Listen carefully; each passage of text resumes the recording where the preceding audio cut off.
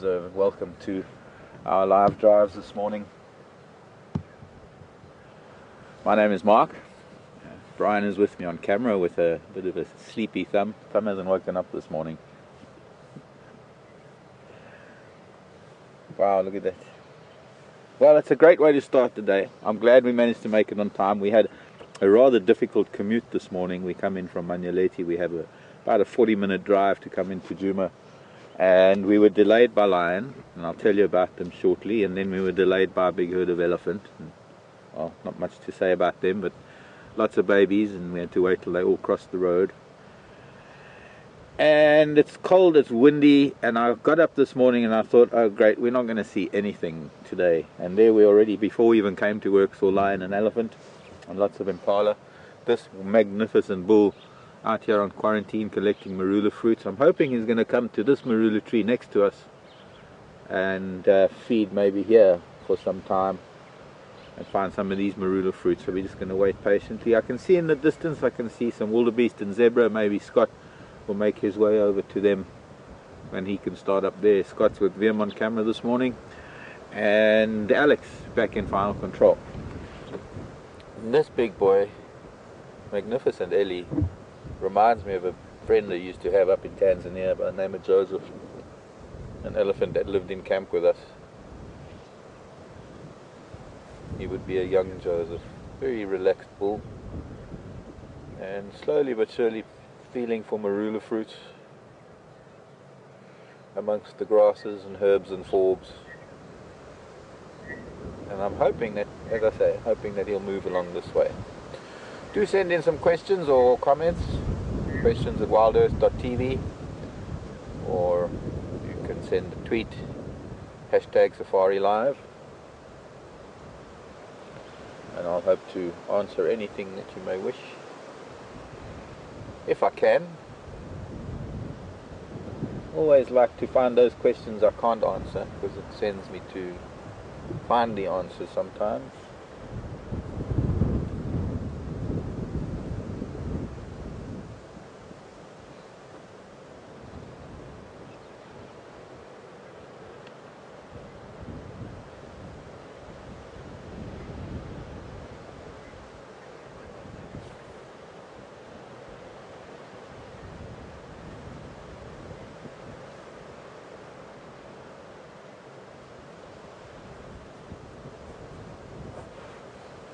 Big thunderstorm that rolled in just after drive last night,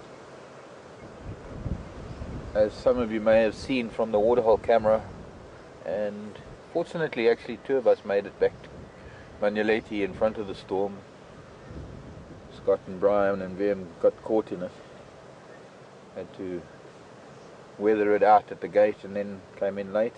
But it's made it a little bit damp, and the dampness and the wind is dropping the temperature to a rather chilly morning.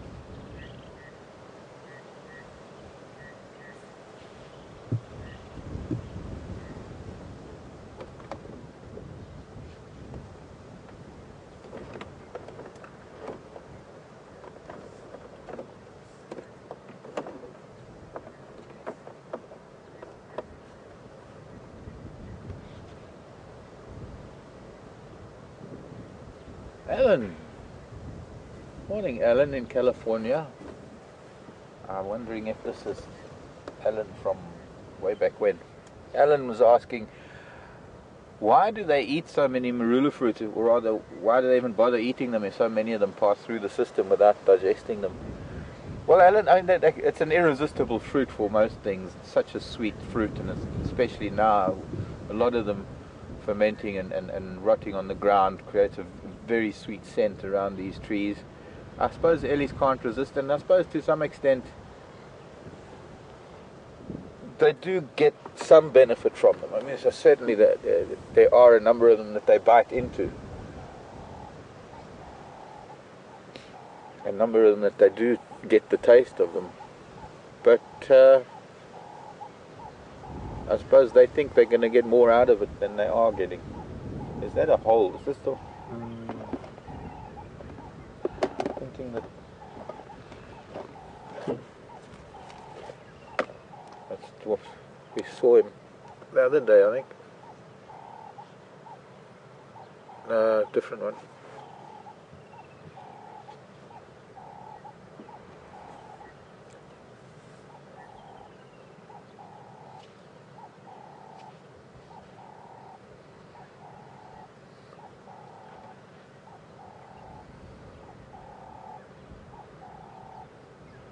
Old injury on his rump, possibly a tusk mark, being jabbed in the butt by another early.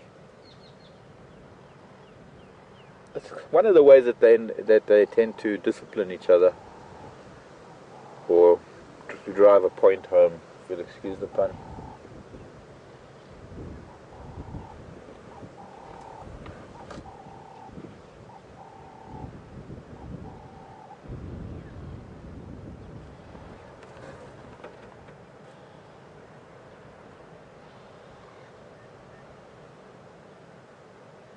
Okay, there are lots of marulas here.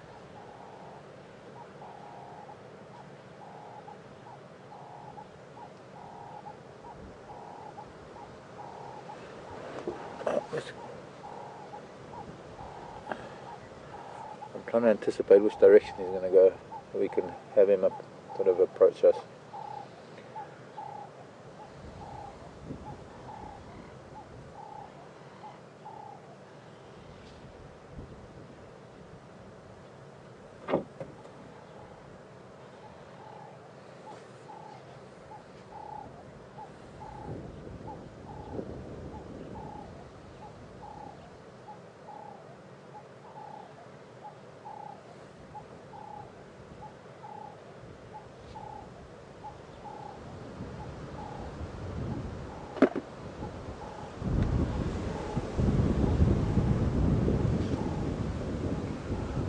Morning, Gail. Gail in Warwick, in the US.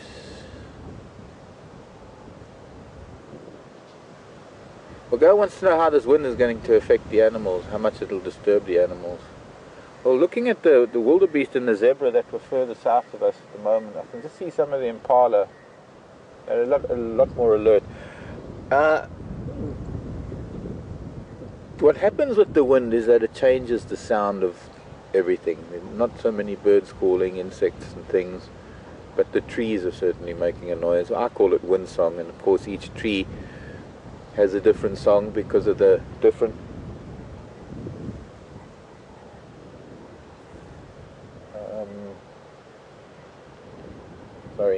the surface of the leaves make a different wind song in all the different trees, and so there's a lot of noise that tends to make animals a lot more nervous. I mean the prey species. Obviously, as we can see, he's very relaxed. He's not even concerned at all. When we arrived this morning, we drove past him and he barely batted an eye, since he's so busy feeding on marula fruits. And he's visiting tree after tree. Here we go, he's finished with that tree. He's going to come to this tree now. He's going to come and say hello to us, and hopefully come and find some marula fruits here. Another interesting thing that we're going to see, one of the reasons why I stopped here, is because there's a big branch of this marula tree that we'll see shortly that has been brought down probably by a herd of elephant earlier in the season, for them to feed on the branches. Hello, Mr. Ellie. So he's actually giving this tree a miss completely. Okay. Maybe he thinks I'm feeding on the fruits here, so he was going to leave them for me. I'm seeing some pretty low cloud coming in.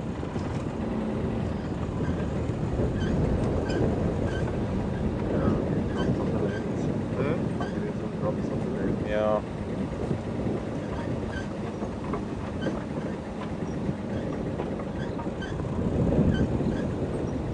We might even see him. We might be able to watch him from our little house. Let's go up there and we'll keep an eye on him from a distance, just so that we can keep the vehicle dry. I don't think it's going to rain heavily. It is actually over the eastern side of Djuma. It is raining pretty heavily. You can smell him. He's in must. I'd like to get sort of to the front of him, because if we turn around and we face the other way, we'll have the wind behind us. We won't be getting any drops on the lens. At least the little house on the prairie is still standing.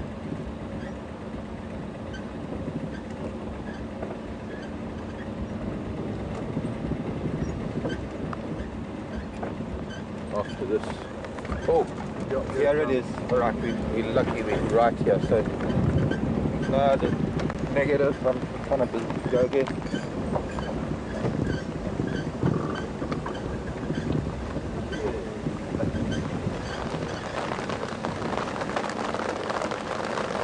Must go again. I've got too much noise from the rain.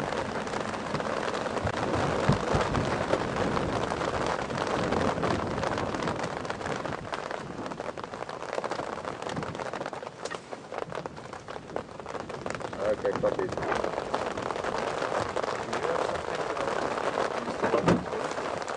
Just stand by, I need to fix a few things. Please give me 2 minutes. See if I can tighten this up a little bit.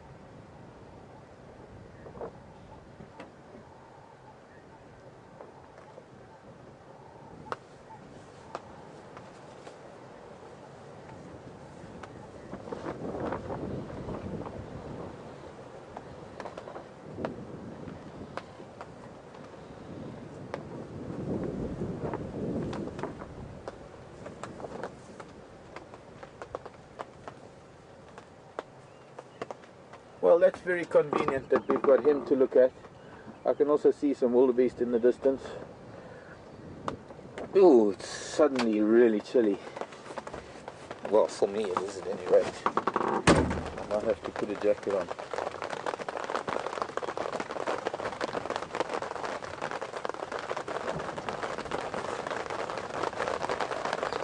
Starting to come down heavier. Got to do a couple of business things.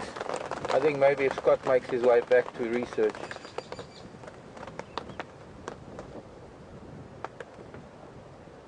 Although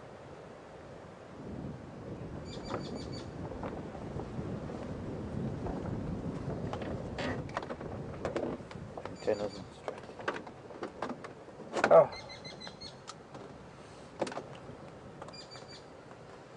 So, back again.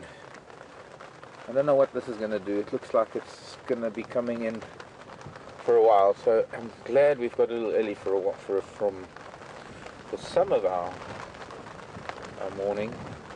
We might lose him as he heads south, and then with a bit of luck we might be able to catch up with him again if the rain stops. If it doesn't stop, we'll chat to you for a while, and then we're going to have to go and take all the equipment off and call it a day. I just hope that it does lift and it stops in a while. I think we're good.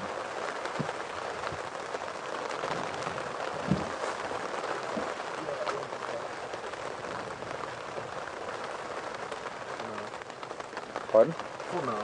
For now. I have a question for you, Mark. Yes? Do you think elephants enjoy the rain? Do I think elephants enjoy it? I think that there are times when they definitely do. I think at a moment like this, it doesn't really affect him much. I can't imagine that he's really enjoying it, or that he's not enjoying it. To him, well, it might be pleasant. It's not warm, so it's. Let's see, maybe he's going to go for shelter. Maybe not. Animals are born to it. It's just part of their lives. It's as much part of their lives as just a hot sunny day. So then the wildebeest running around in the background.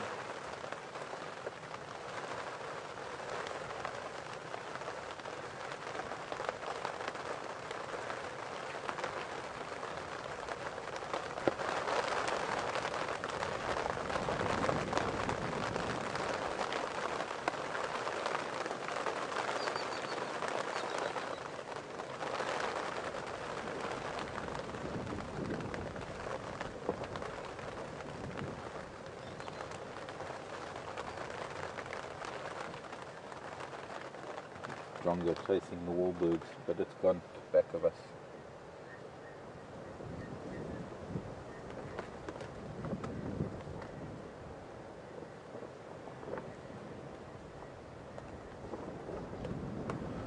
And with this wind, the sky, the lower levels of cloud are moving so fast that I don't know what it's going to do. We're going to have to sit and be patient, I guess.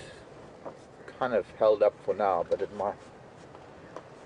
Looking across the Mulwati, it's still raining there.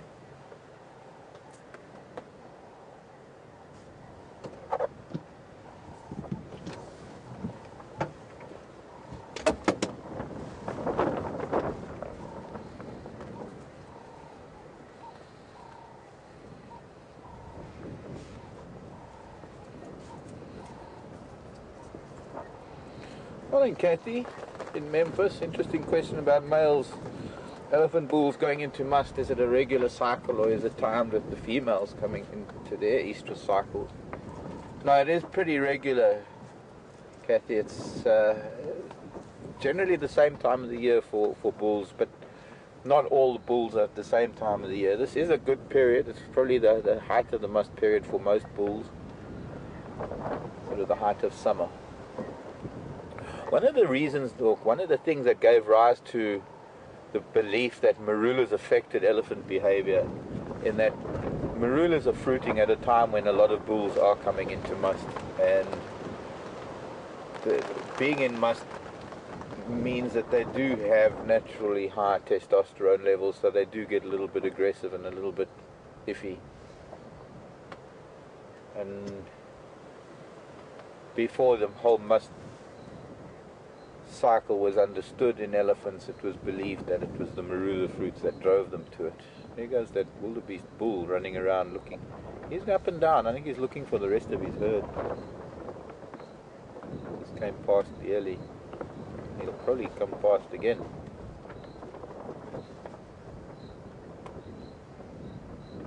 He's back to feeding on fruits now on a marula tree down at the bottom end of quarantine.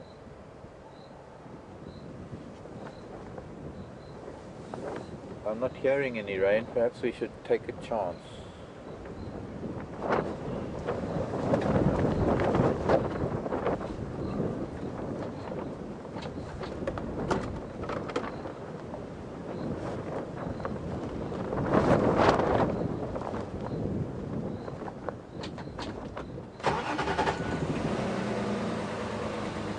We can always race back here if we need to.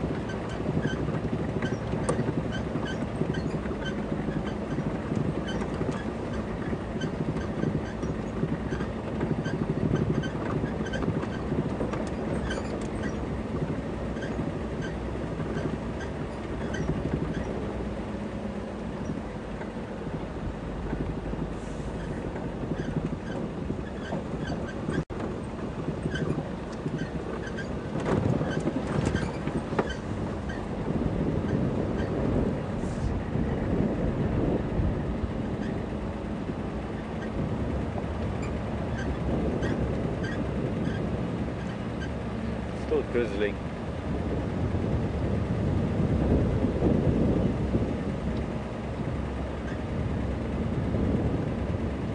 Yeah, I saw my passenger on my hat. It was right in front of my eyes. Thanks.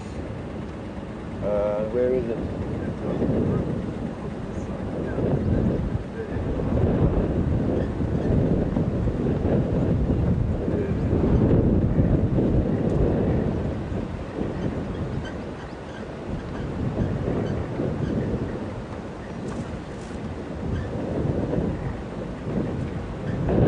Very interesting insect. That'll probably gross some people out. It's a species of wood roach. Roach. Juvenile cockroach that lives in wood. Very interesting little creature. Where'd he go? On the steering wheel. I'll find it some wood.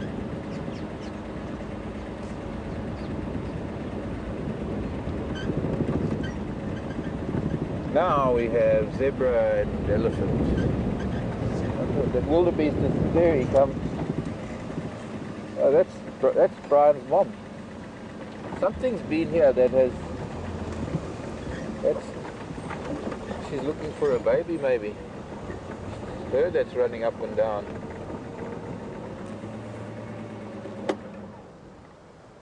I wonder if something scattered the herd. She's calling her calf, asking about how wind affects behavior. This is what happens, is that, and she's calling, she's running up and down, can't find her calf. That's the calf that everybody saw getting born. Now we need to go. The whole herd was here somewhere. The zebra up ahead. She's been all over this. For a minute I thought it was the bull when we were at a distance. Couldn't see properly. Following the Ellie. Pardon? I don't. I have tissue. Clean, I promise.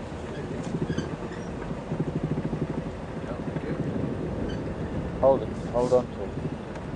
Morning zebra. We've actually got two groups of zebra, a couple of more wildebeest and an elephant. A lovely scene. At least we get our back to the wind and no more drops on the lens. So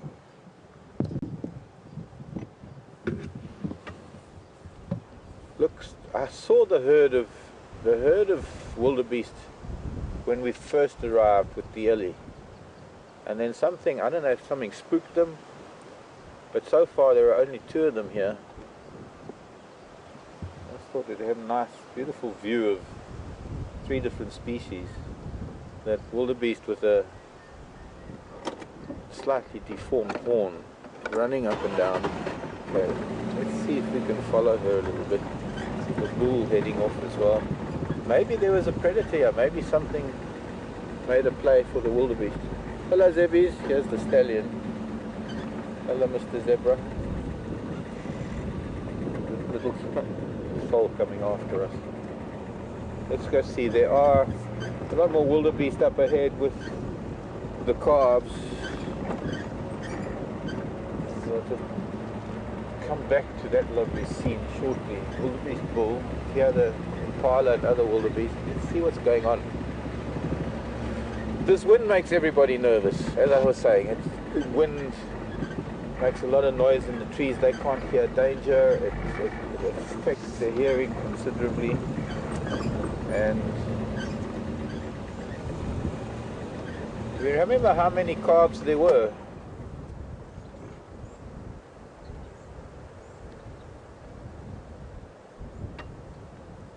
I'm not seeing her now.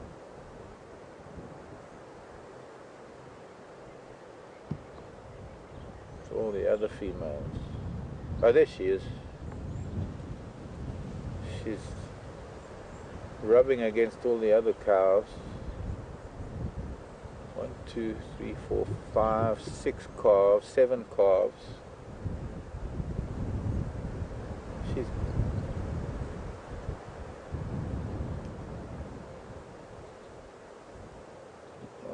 2, 3, 4, 6, 7, 8, 9 cows.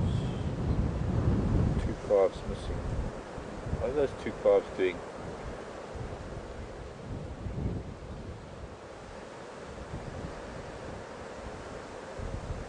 They were playing. Little nursery group, slightly different ages, born at slightly different times, because only one male to impregnate all the females means that it's done over a period of days. Go ahead.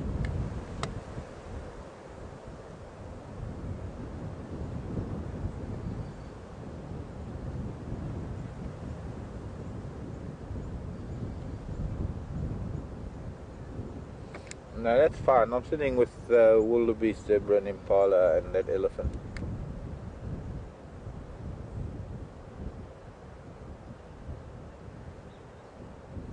Okay, copy. Good luck. Find that ingwe.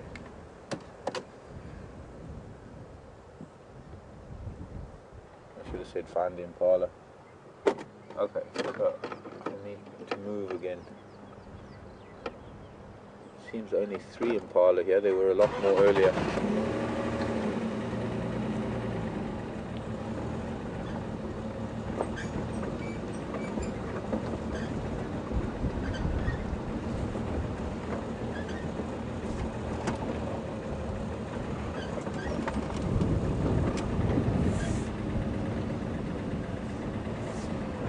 I wonder if she lost her calf.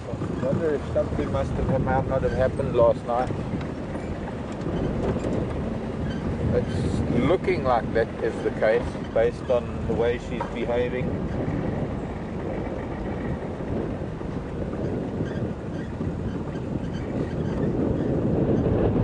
We've seen this herd of zebra before, because there's that little colt. I'm sure we'll see that mare that has the spots on her saddle. Don't mind the tap. Once again, try and get a really nice view of a little African scene. Elephant.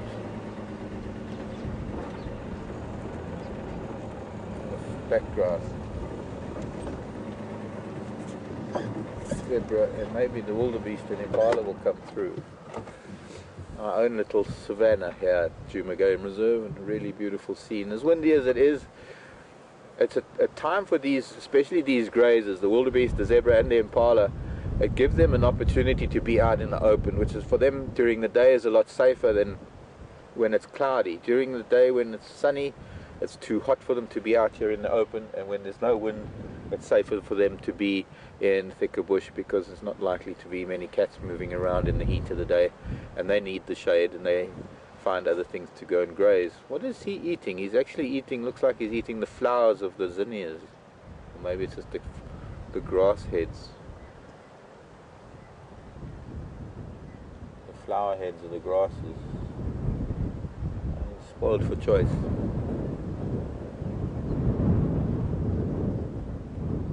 Now for them to be in the thicker bush would be a little bit dangerous for them, because they can't hear danger approaching. They are vulnerable, a lot more vulnerable, because higher likelihood of cats moving around this time of day with this wind and this cold temperature. So better be out in the open. You can see things approaching.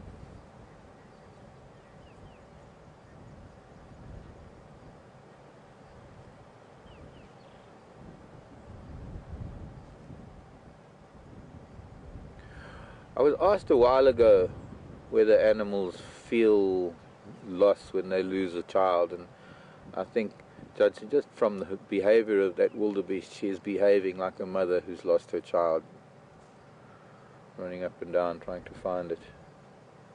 And it'd be interesting to see if we can find them together again.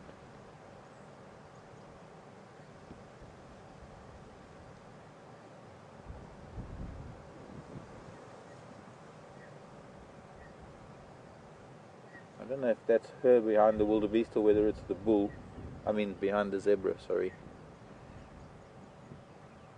It might be the bull.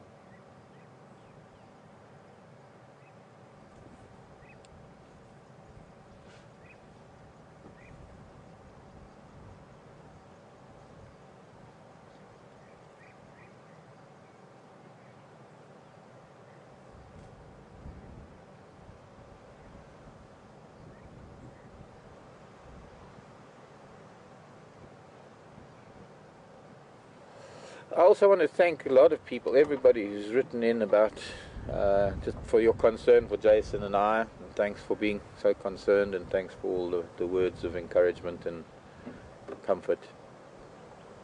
Much appreciated.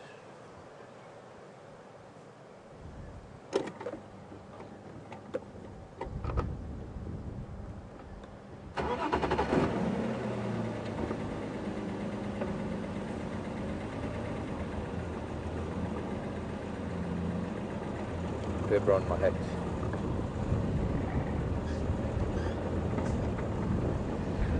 Now, since Scott is driving around trying to find other things, I think what we'll do is we're going to just sit with, we've got some wonderful activity happening here, and we don't often get a chance to spend time, as much time as we would like, with the likes of zebra and wildebeest and elephant. Well, elephant maybe not. Let's see if we can stay with them for a while.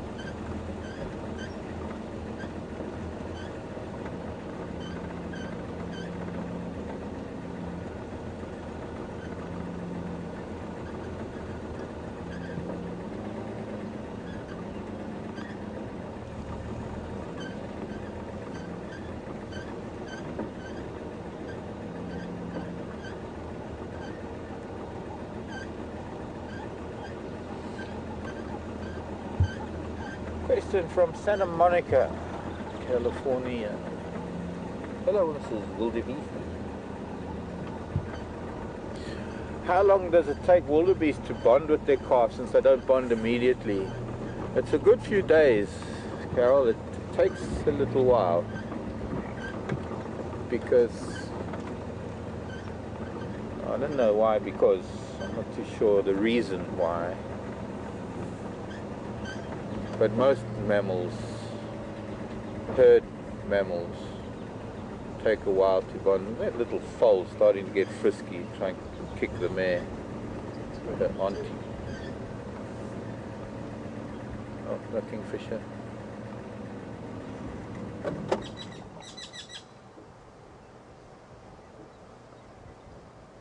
So yeah, did we have a better view of him scratching? A zebra with an itch, which I'd love to scratch.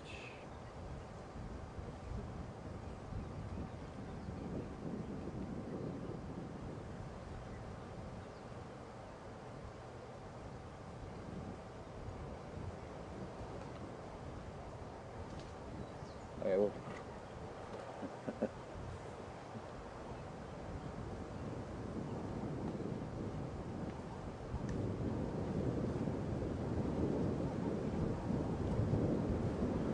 There's some interesting interaction going on with this wildebeest who appears to have lost. Hello, Mr. Wildy. Lovely big bull. The resident bull is going to do a little territorial number for us. What about pushing your head in the sand as well for me? Yeah, something like that. There's a good boy.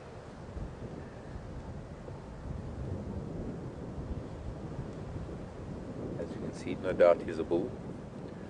Both the bull, wildebeest and the stallion zebra, both of them sort of lagging behind as the females and youngsters move along onto the open area.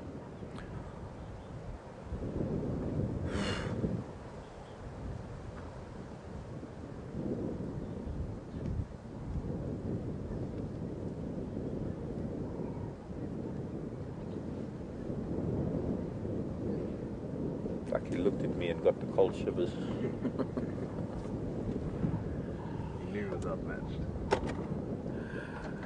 The Ellie's not going anywhere at the moment. He's feeding on. Oh wait, we're going to have a scratch. Scratch the horns? No, we're not. What is interesting is how this female wildebeest, how this cow is, whether it's anthropomorphic to say she's being comforted by the other cows. The calves are giving her a bit of a wide berth, but it looks like the other cows are actually moving, they're moving up to her and actually rubbing against her, and she's rubbing against them.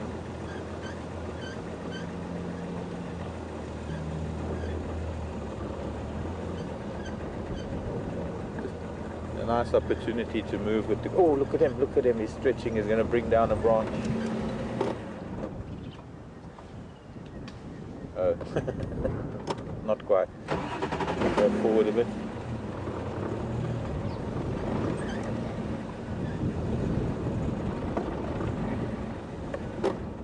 Yes, Alex.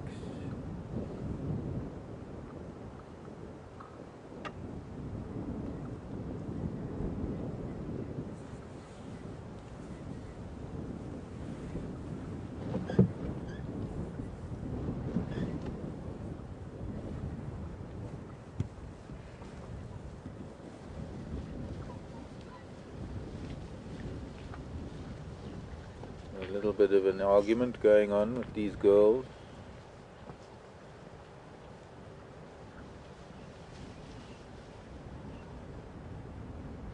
Joe, morning Joe. Wanting to know why some animals have, I think it's the stallion is trying to mount her and she doesn't want to be. She's going to kick him. He's trying to bite her.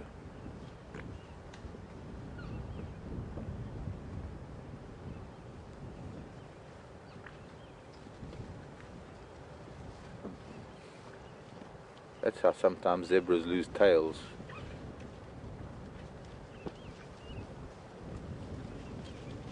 Joe was asking why some animals have manes running down the back of their necks. Oh, elephant's getting a bit upset with all this running around. He just shook his head at them. Going back to finding marula fruits. They're going to spook the wildebeest. As only wildebeest can be spooked.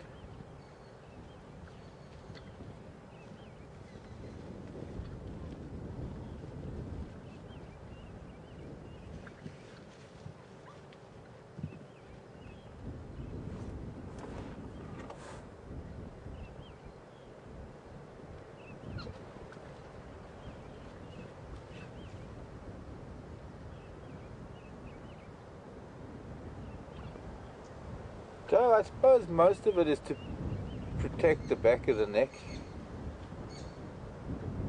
I've never really thought about it.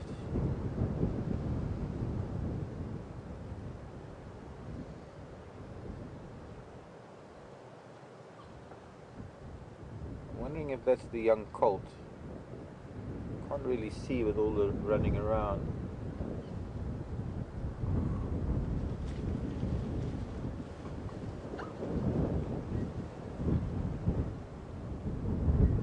There's another mare coming to intervene.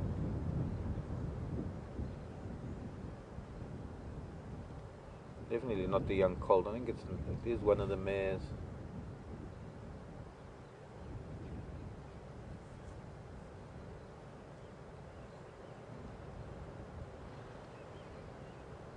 I'm gonna just a dazzle of zebra.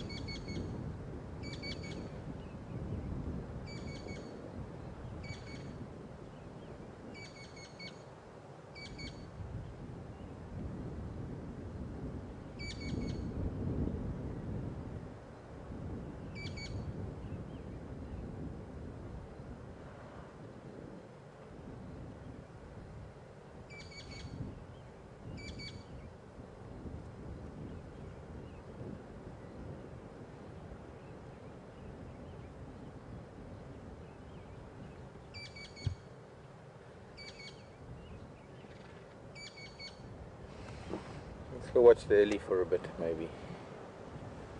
Although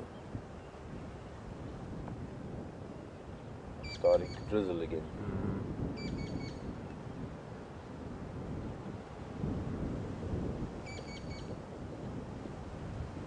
Okay, I think we're going to have to go back to our shelter. Or at least go south of the crowd. Oh, what's happened now? Everybody was running. No reason. Just wildebeest that spook you so easily, and they spook the zebra. Let's try quite high cloud. I can't imagine they're going to have much rain. So what I want to do is just go downwind of everybody, turn around and have our back to the wind so there's no water on the lens again. And it'd be nice to be able to once again put everybody in the same picture. Ellie, zebra, wildebeest.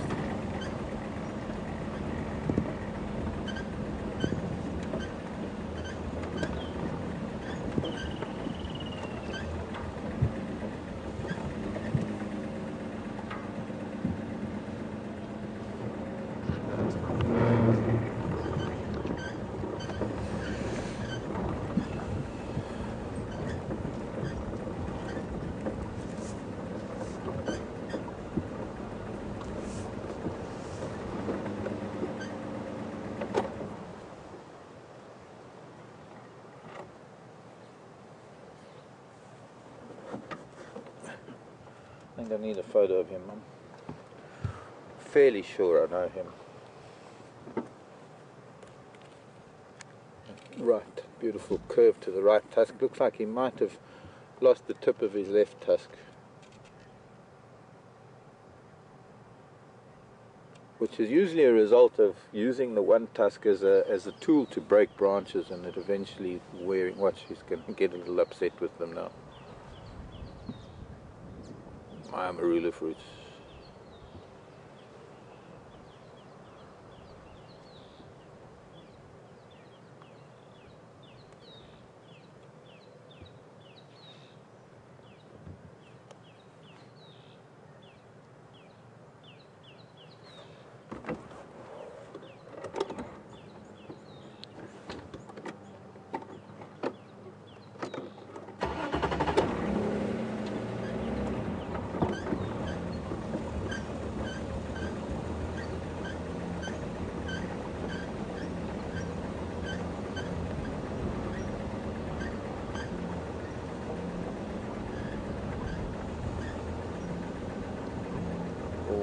Hello Sarah in California.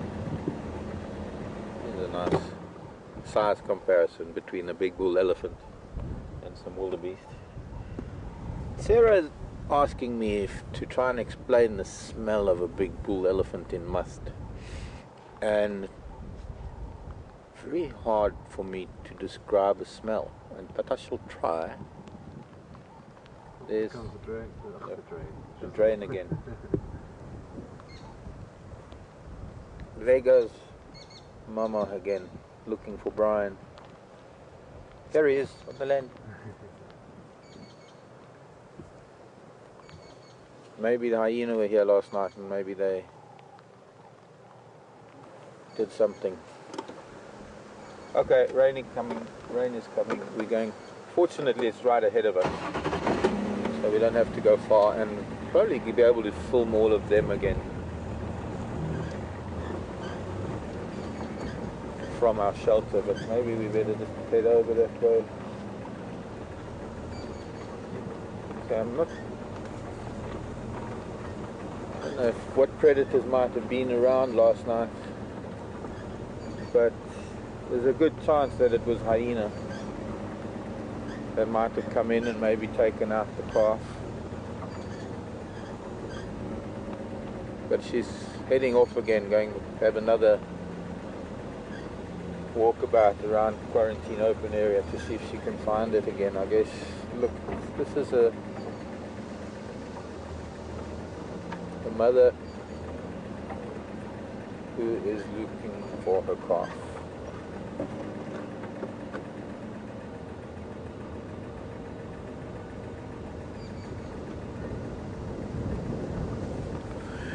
If within the first few days of birth the wildebeest and mother are separated, the wildebeest calf will follow anything that moves. But this family, they've been together for quite some time now. Hello, Mrs. Brian's mom.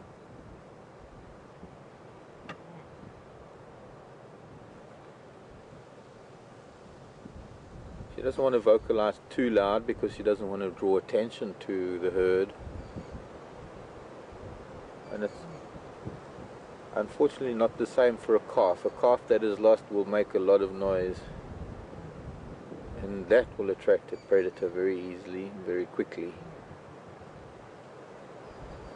And torn between going to look for the calf and going back to the herd and keeping up with the herd.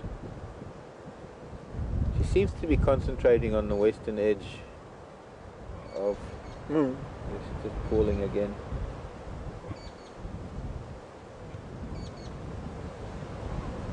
I don't know if you can hear.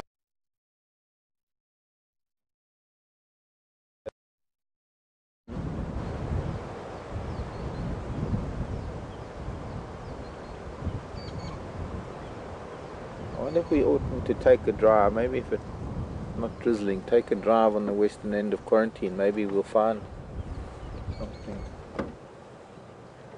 She seems to be looking on to the west, and that's where she was running and then coming back. Actually, it's not raining now. Maybe they're not going anywhere, this whole family. So let's take a drive around and see. We'll go on to Zoe's and then come back along the western edge of quarantine and have a look to see if maybe we'll find something.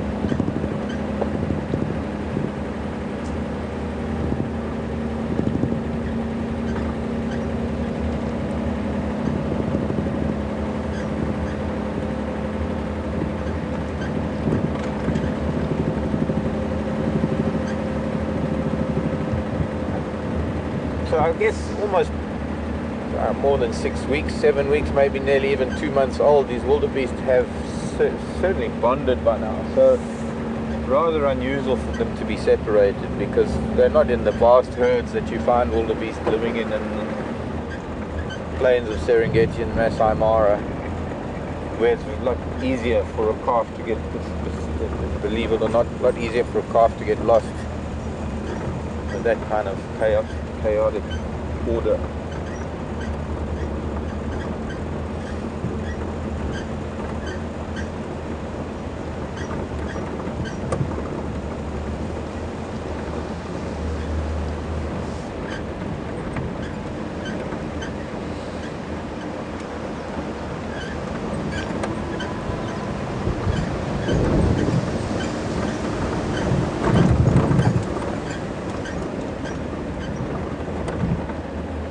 Rick and Susie, aloha.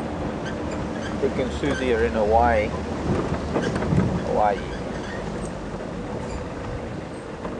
Wanting to know if we get a lot of flowers in the spring, and yes, we do. The open areas. I think Rick and Susie are particularly asking, I suppose, about the grasslands and the open areas.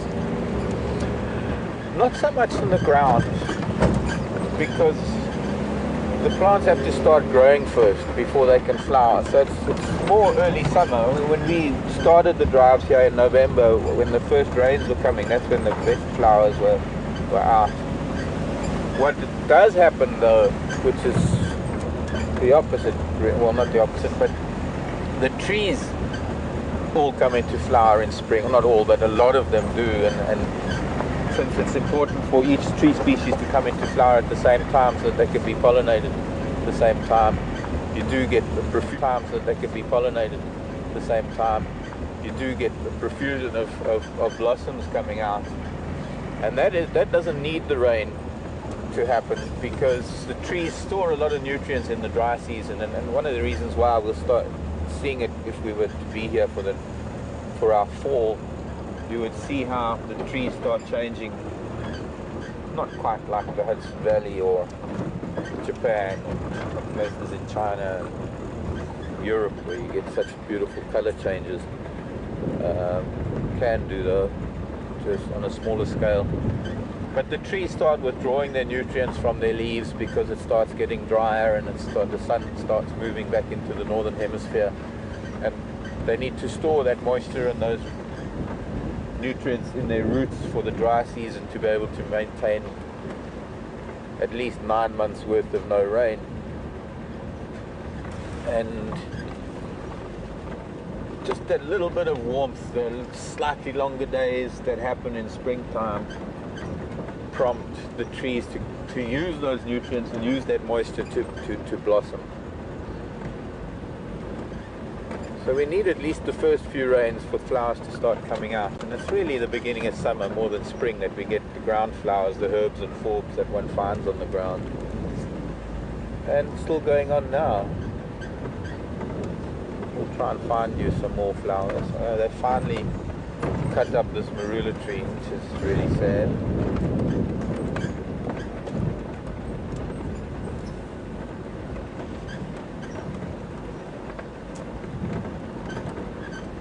Remember we were watching Ellie's feed on that marula, whole big family.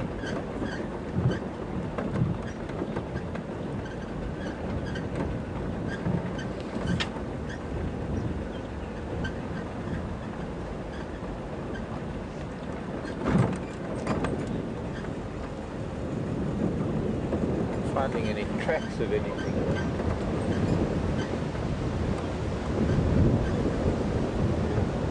Really nasty cold wind coming in.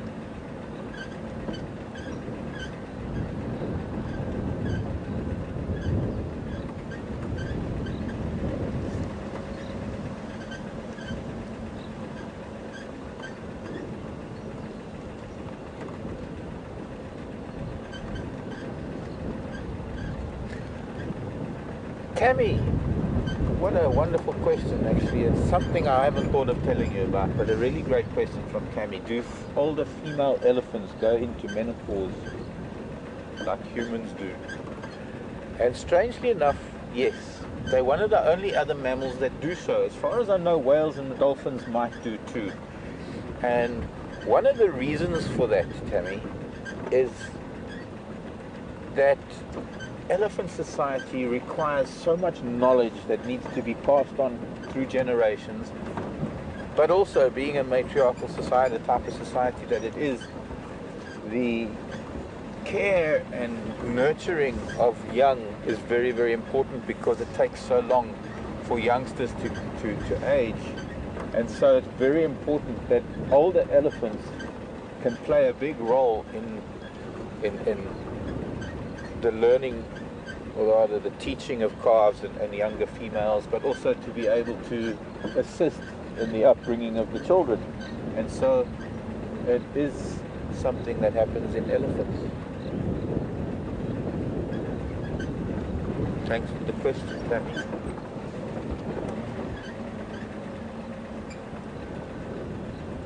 You know, sometimes the head can be filled with a bunch of factoids, things that sometimes when I'm talking about them, I tend to maybe forget some facts sometimes. If this wildebeest was taken by something, I can't see any sign of it here.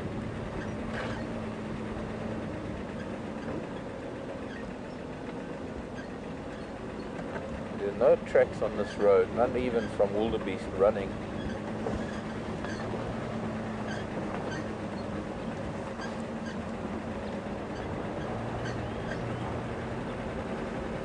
Sky's lifting. I reckon we're out of danger of rain now. I hope so.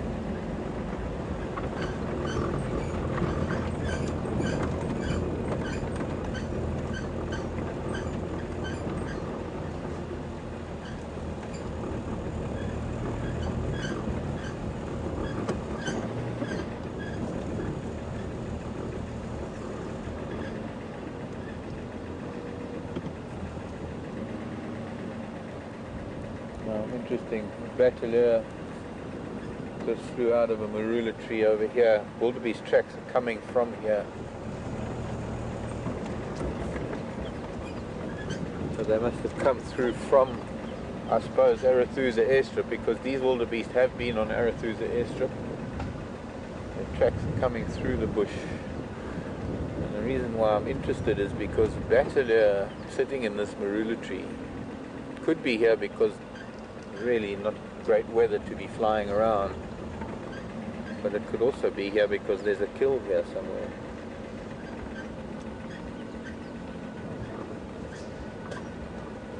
Maybe I'm wrong. Maybe it was just sitting here because of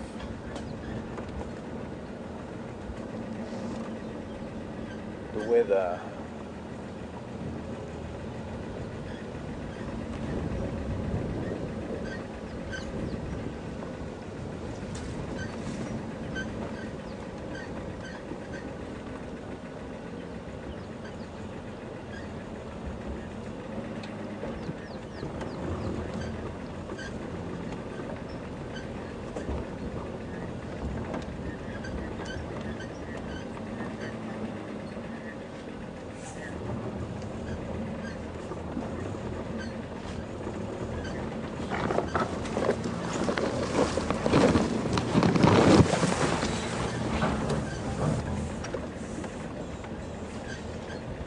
Copy that.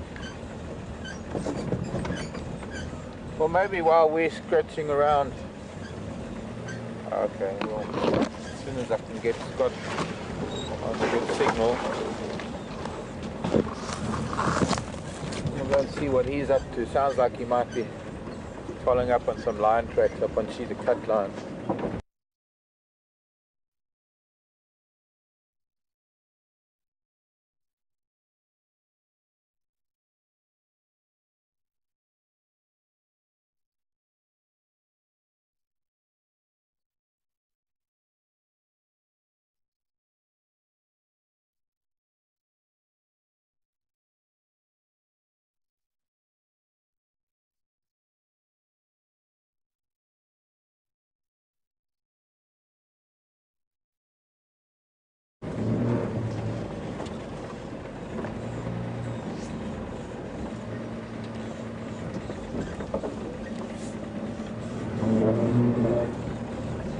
I was just taking a chance coming out this way, trying to the likes of a bird like a bat.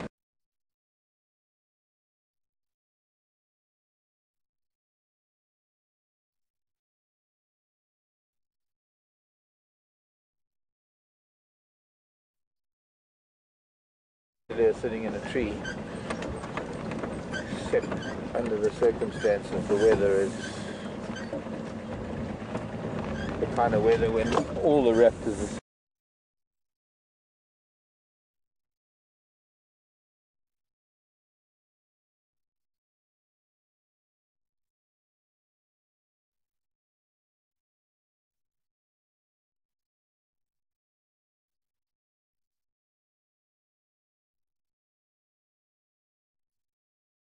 sitting in trees. Okay, let's get back to quarantine. Hey, Mama.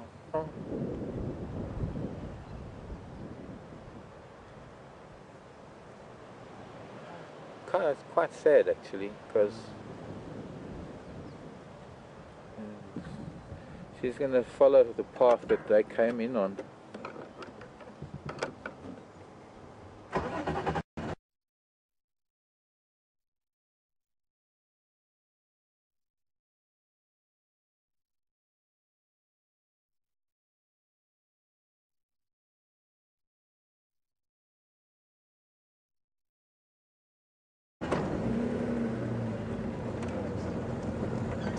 I'm looking, trust me.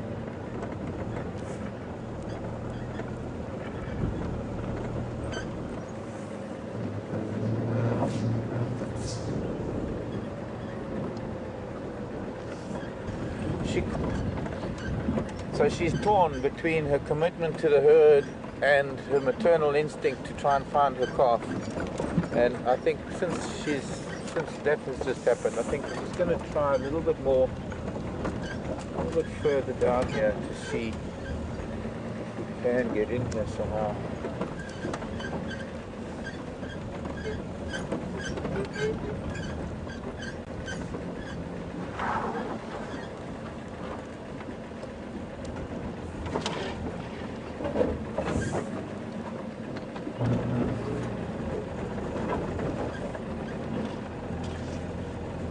Unfortunately, I'm starting to fear the worst for her because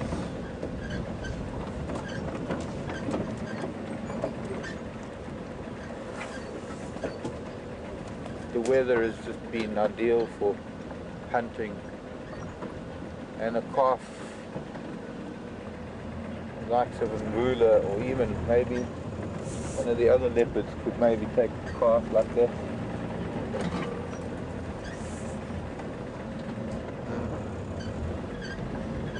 But it is, if anything,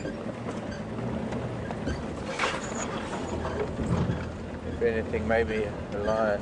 Who's that? That is a, come here, eagle.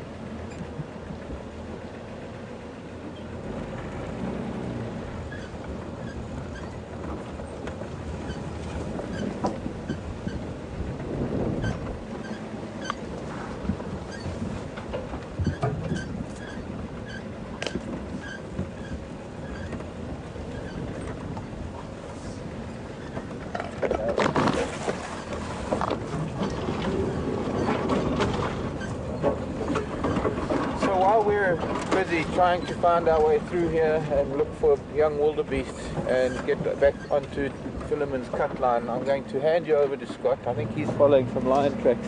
Sorry, I haven't even looked at you folks this morning, barely. There's been so much going on. And there I thought we weren't going to have much going on at all. So, go and join Scott for a while and I'll see you in a little while. Bye everybody. Don't go away, don't go to bed.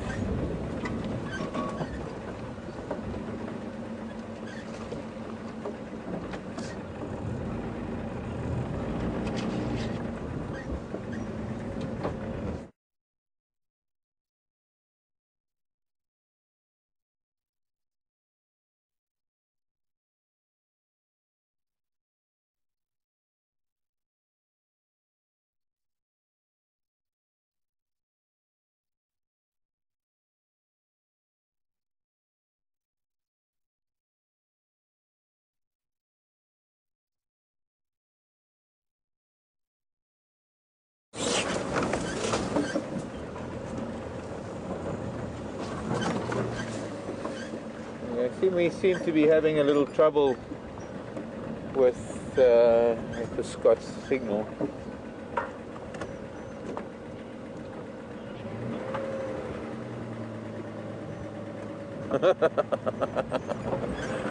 Scott's sense of humor. Okay, I'm going back in a little bit and then we'll go out onto Philemon's cut line.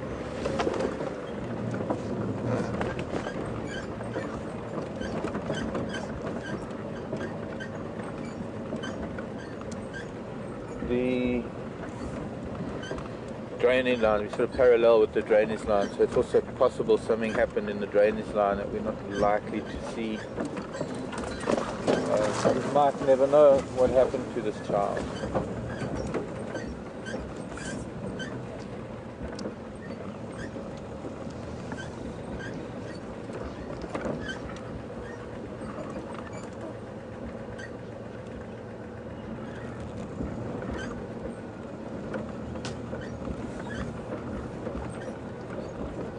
Okay, so back to Scott. We managed to sort out the signal there. I'd like you to go and see what Scott's up to. And hopefully the signal will hold. And I'm still going to look around and then maybe get back up to see that elephant and the zebra and the wildebeest. And it would really be nice to see that calf running out into the open and reuniting with Mom.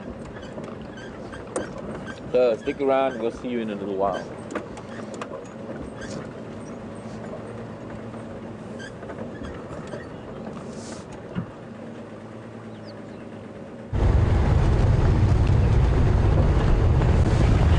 Welcome back.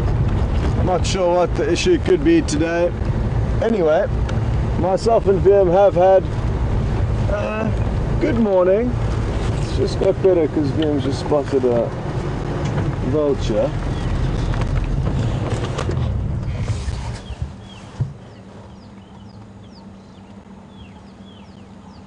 And it's unlikely that it knows of any kills in this area. It's just on its own and could well have just overnighted here. It is too early in the morning for them to have been active and have found any kills, so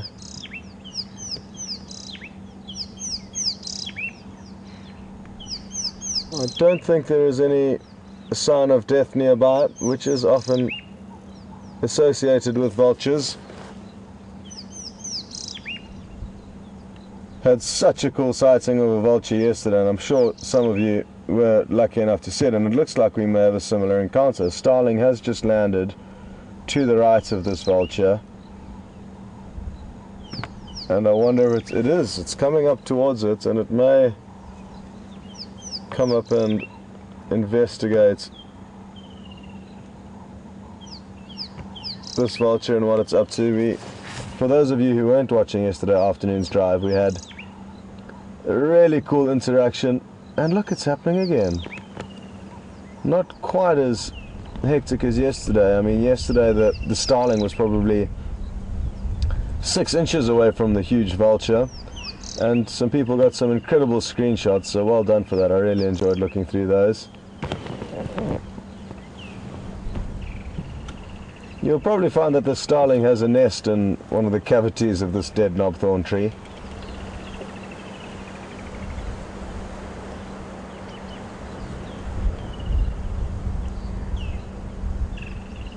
So one can understand why it is keeping a close eye on this large vulture that it may think is planning on causing trouble here. So we tracked some lion. It looked like 2 lionesses and a big male, possibly a few more, along our eastern boundary, and they probably traveled about 3 miles from south to north. Ooh.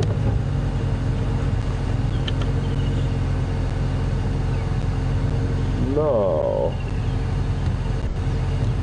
I'm not entirely sure, but this looks like a young female leopard track, which would mean Shivula potentially, and the tracks are heading down towards Gowrie, towards Buffelshoek, so that's a great sign. And just to update you further on that, those could well be the tracks of a young female leopard who's around a year old.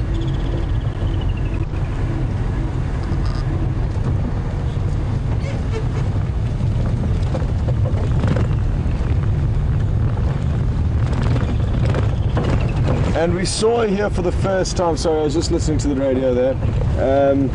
We saw her here first time just a few days ago. So her and her brother. And I'm hoping we will get to see them again. There was just a few crossing the road. We were lucky to see those. It's far easier when they follow the road for us. The other thing is, after the rain, we've had some of the road substrates become very hard. So not ideal tracking conditions, but like I say, she was heading down towards the dam, so I think our best bet is to do a big loop around this block, and if we don't find anything, then we potentially could go off on foot and search deeper into this block. It is very thick here, which is another obstacle that we face. Anyway, back to the lion tracks that we were following. Just to finish that off, we followed them from north to south to north along our eastern boundary, but sadly they crossed into a property where we can no longer go, so that's a pity. We did enjoy following tracks where we could see they chased buffalo, but they obviously didn't manage to bring one down, otherwise we'd be watching will feed on a buffalo now. The buffalo managed to escape.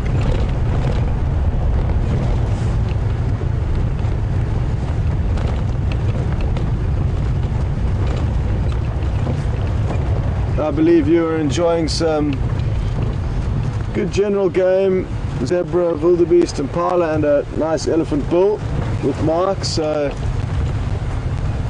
I'm glad you've had a good morning up till now, and hopefully it will continue that way.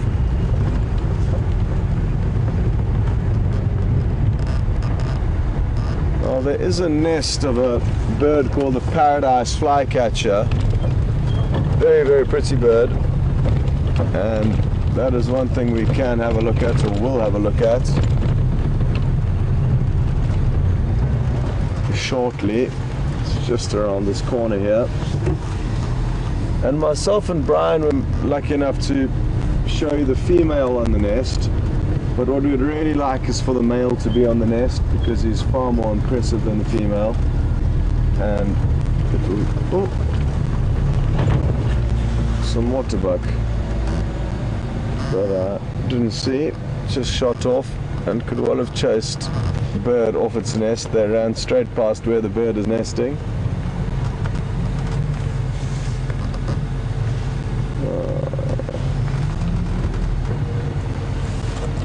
Well, I wonder if they did chase it off the nest. I'm just going to stop here and double check that nothing is in the nest. Not.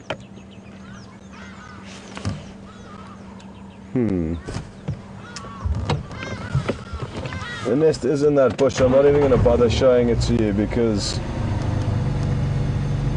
it's too small to even appreciate.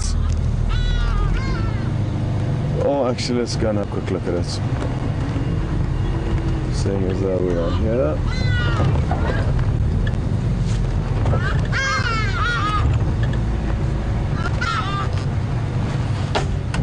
Got it, Devian? It's directly in front of us. So you may notice a little cup that's been weaved together with a few pieces of lichen and grass, and in that tiny cup is in all likelihood an egg still, or a couple of eggs of the paradise flycatcher, but sadly it's not home. So we shall continue, myself and Brian sat here for a whole afternoon waiting for it to come back, and it didn't. So this looks to be an African harrier hawk that's just landed in this tree here, on the left. You can't see it, but just zoom in on the tree, I'll guide you. And we'll keep an eye on it because there were some smaller birds attacking it. And that's not an African harrier hawk. I can't see clearly what it is, but I'm fairly certain it's not an African harrier hawk. But it's a bird of prey that was getting attacked by some smaller birds and may continue to get attacked. So let's see if these starlings, that look like it is, don't manage to flush this bird of prey from its temporary hiding place.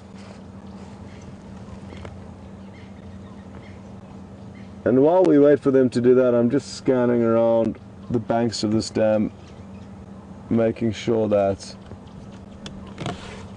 there's no sign of these leopard anywhere. So it is a 1-year-old female who's, I'm guessing, whose track I saw, along with her 1-year-old brother, and they are still reliant on their mother. So we could potentially bump into 3 leopards, which would be quite wonderful. And that thought has just excited me, and darlings and small birds have moved away from that bird prey, so I think we can move on.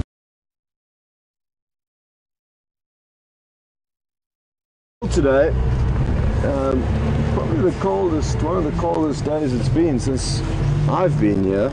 Viam, coldest for you? Definitely. Okay, good. Nice. Enjoy. And what's cool weather means, find some predators, hopefully they'll be active. And if I could choose any predators in specific to be able to see, this female leopard and her 2 cubs would probably be at the top of the list. So good prospects that we've seen a track. And I must just update one of the other vehicles that's out today on these, because people will be there.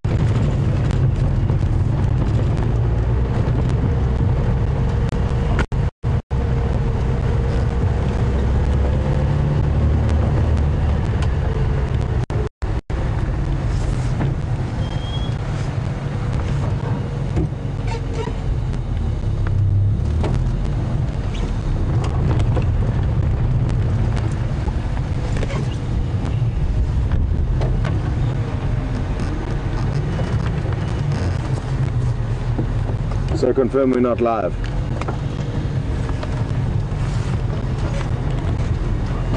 So did we cut out and then did you just stand by for it to come back on?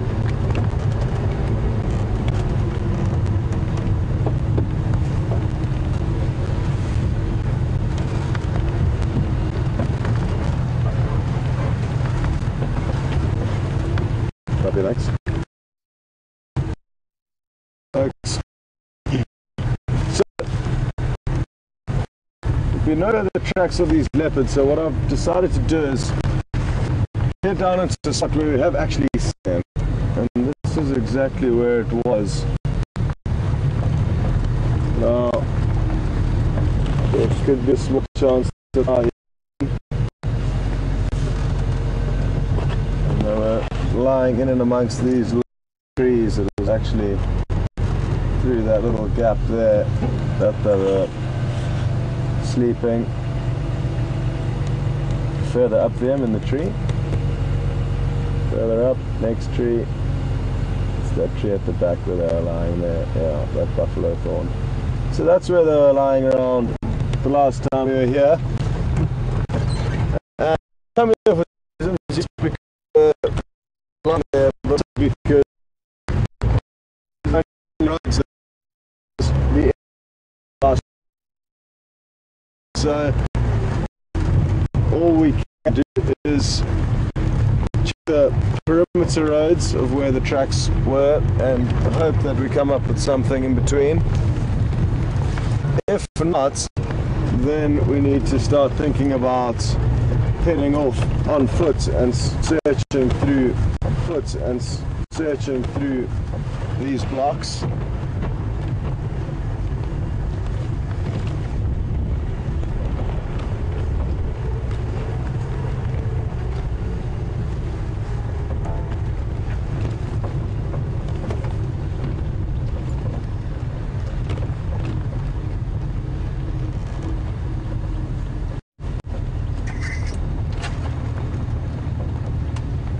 Thanks, Alex. Folks, just to update you, the temperature is 16 degrees Celsius, 61 degrees Fahrenheit. So When I say cold, those are the temperatures that I'm actually referring to. So not very cold, but all things relative compared to the heat we have here and the humidity. A cool, crisp day like this is a bit of a shock to the system.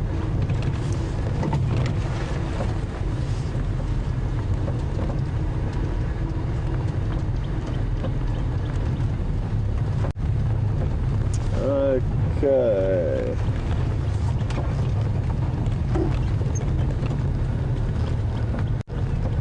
Nothing here.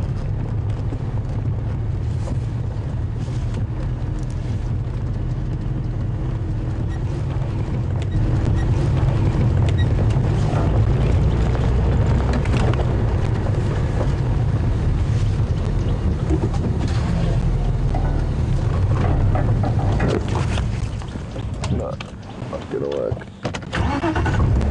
It was close. There was a go-away bird that was sitting very close to us, and I was hoping it was going to continue to do so, but sadly it didn't.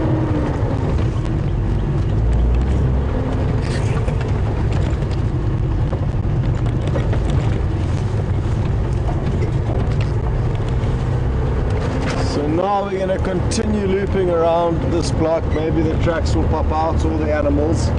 If not from where I saw the last tracks, I'll probably go for a short walk. And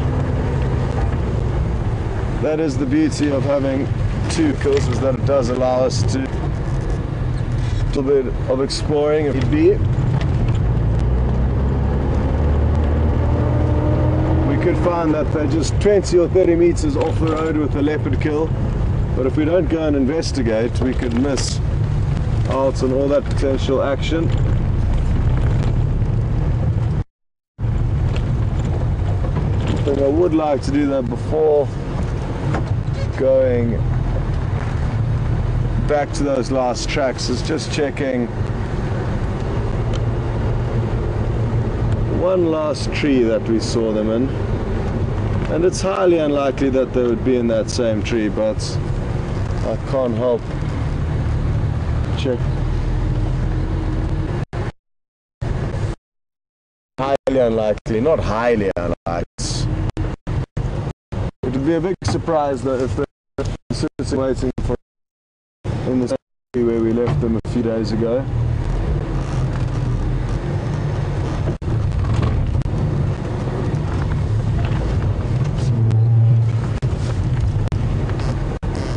Although, here are their tracks right here. Can you believe it?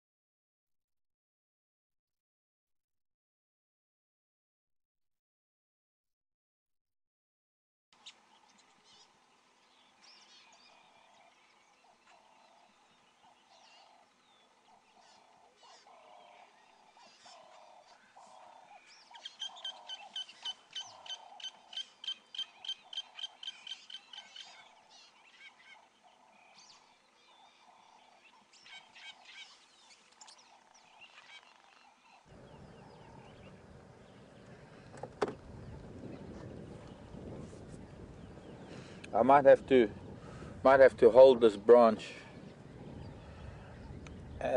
because I found a really special little frog, and if the wind would stop we'd be able to see it. Maybe I need to just hold the branch, but I don't really want to disturb it. This is a painted reed frog, one of the daintiest and really loveliest frogs that we get. Hyperoleus it's called.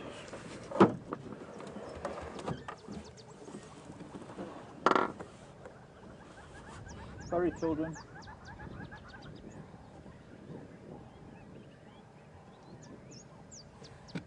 You're able to get some of that colour now. Yellow and orange and silver. Maybe I need to park you right next to it. Yeah, try parking right next to it. Okay, let's try that, because this is a rare occasion to see a frog like this, but there's a flower down there that I want to see. There's a beautiful flower here, which could be a hypericum. Try and move. It's nice to have this herd of impala around us. No, not too concerned with me getting out, but maybe if I do this and I don't have to get out. We're right at Djuma waterhole at the Gowrie Dam. I don't know if anybody's able to see these impala.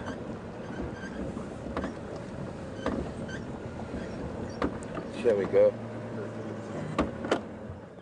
Let me just unplug. There we go. Replug. Unplug and replug my earphone. And I can hold this here.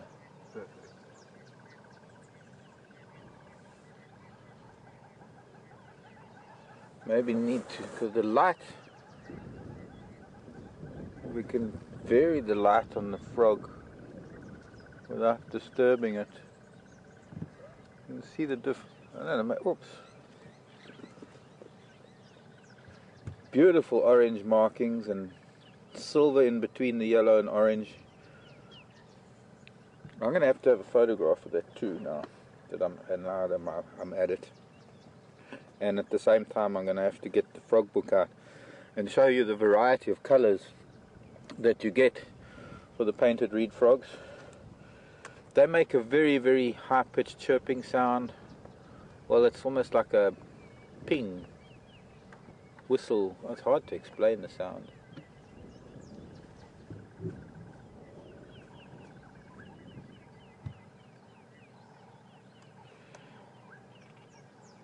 Okie dokie, I want to get a photo for now while there's no wind blowing. No wind, please.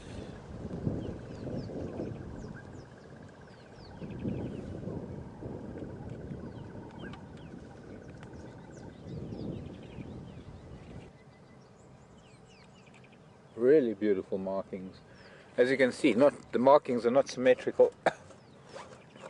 Or what's the word? Symmetrical. That'll do for a word. One of the characteristics, don't you dare, Kingfisher, come and eat this frog.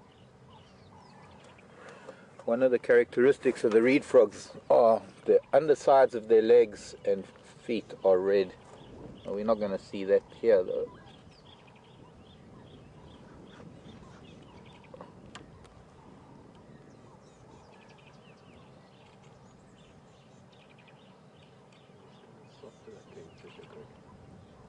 Okay, that kingfisher wants to eat this frog.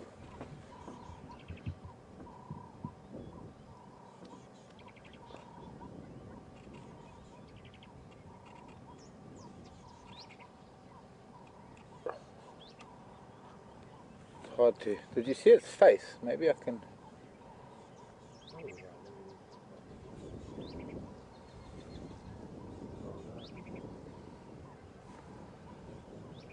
bend the branch a little bit. Don't want to spend too much time.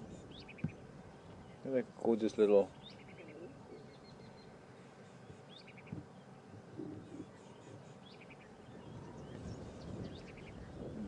And impala moving in the background. You want to do a focus pull amongst the zinnias. Okay, let's leave frog. Oh, there's night. There's sunshine coming now. Now we're getting different light on it. A little bit of sun breaking through this cloud, which is promising because it might improve the day.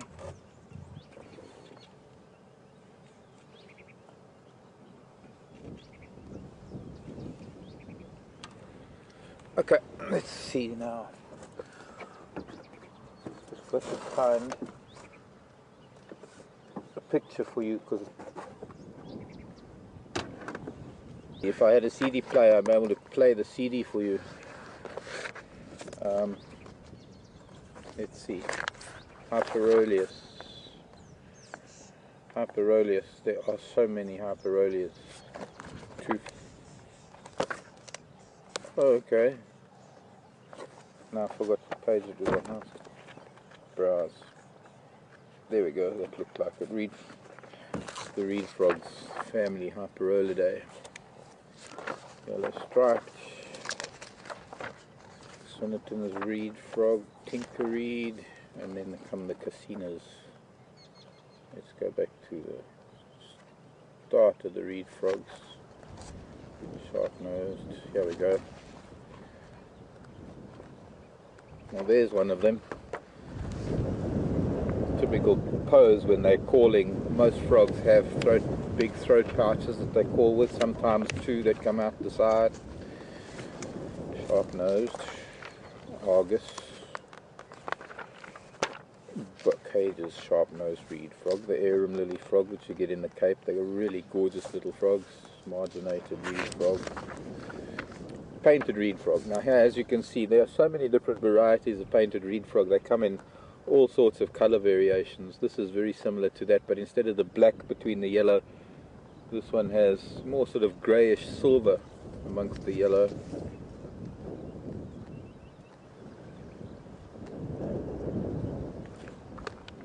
So it's different subspecies in all the different of the painted reed frogs. But as you can see, these are the underneath.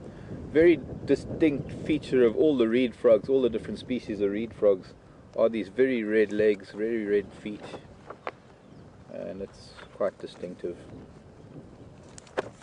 So, a frog we're not normally likely to see, because being a reed frog, they are normally amongst the reeds and grasses on the edge of pans and rivers, and to find a reed frog here is rather unusual, I have to say. Bye bye frog.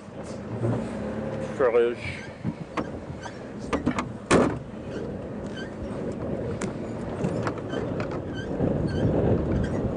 Lovely.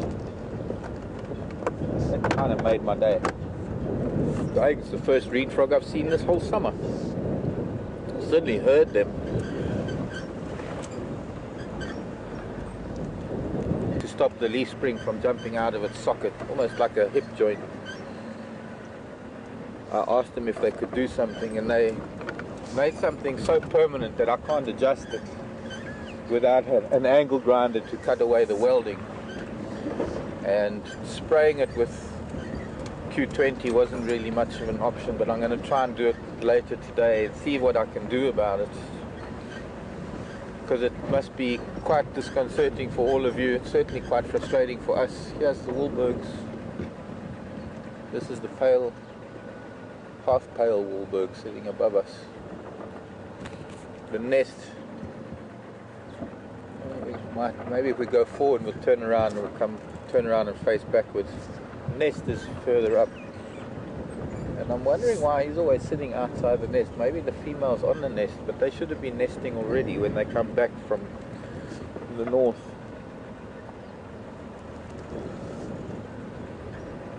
The first migrants coming back in the beginning of September actually is the Wahlberg's eagle.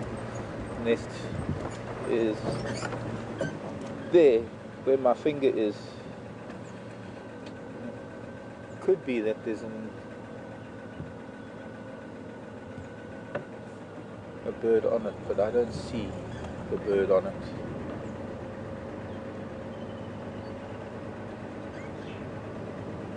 I want to go back up to the open area quarantine. As soon as we just have a quick look at this Wahlberg. A little bit hidden, not exactly sitting out in the open.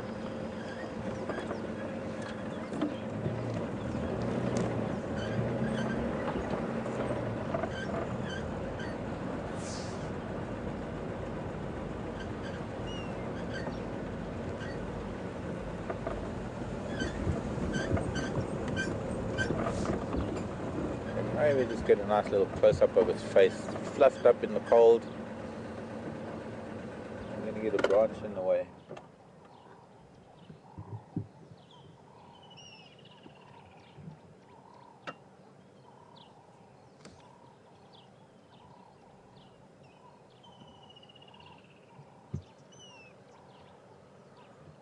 really puffed up.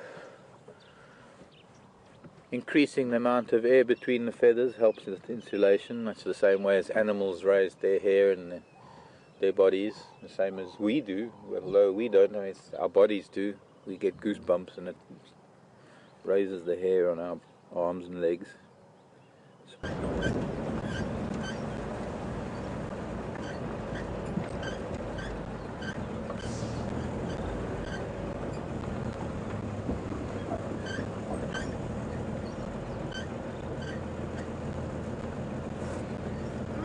There's an interesting question from Marsha in Kentucky.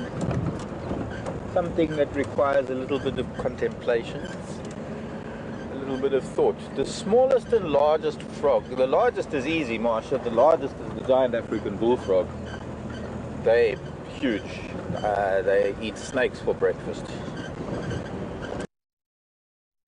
It used to be a famous breeding ground for the bullfrogs. Big, green and yellow, and can be fierce looking. I mean, they sit like a bulldog. Maybe that's why I call it a bullfrog. Smallest, probably a frog that's about as small as maybe the head of the reed frog. I don't know if you got any idea of the size of that little reed frog, but it was probably just a little bit more than 1.5 inches, maybe 2 inches long. I'm not sure if we get any of the ghost frogs here, but there is a small species of frog. I'm not too sure which one it is. That's maybe a little bit bigger than my thumbnail.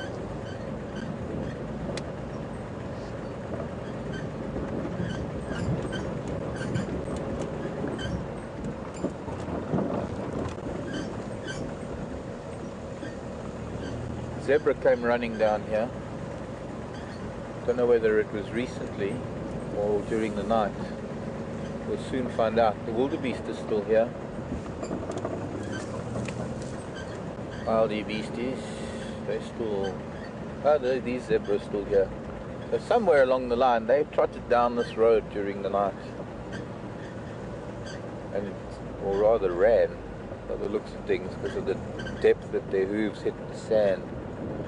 There's still a lot of activity going on with the zebra. The stallion probably still trying to cover that mare. Here's Mama Wildebeest, still looking for her calf. Now I think it's something happened on this pathway that they took from Arathusa. I think I said that earlier.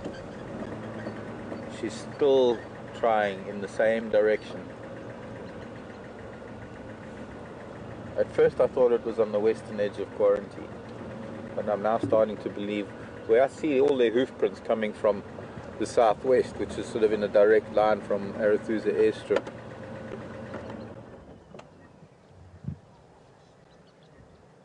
Still calling.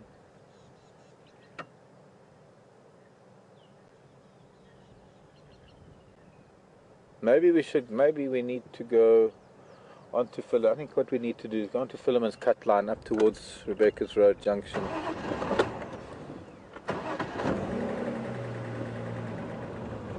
And we'll try and find where they're quarantined.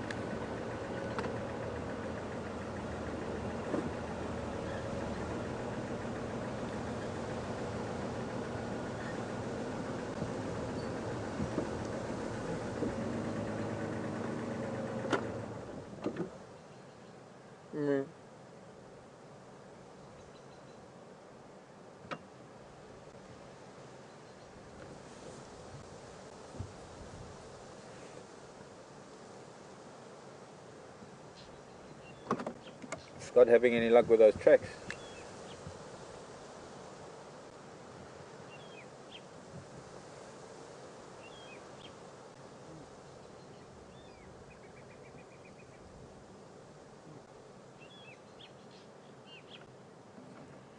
Okay, copied. Breaking up there, but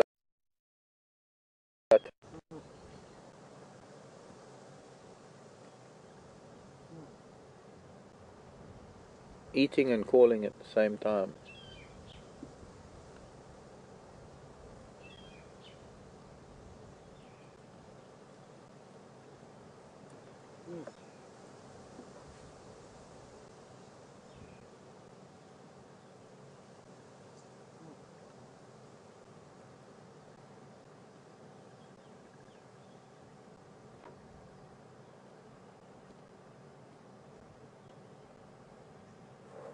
Let's just have a look, see where that Ellie went to, and then we're going to go on to Philemon's cut line and maybe find something, maybe find some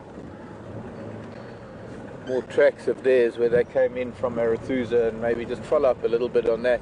Might find something on that, or find some other tracks that might indicate what could have happened to this calf.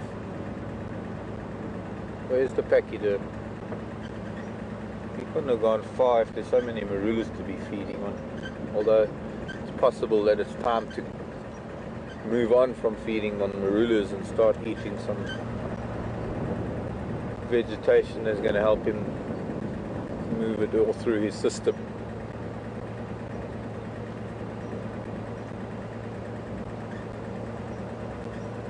Interesting how an elephant can just disappear. He vanished. He did a David Copperfield. Hello, little tortoise.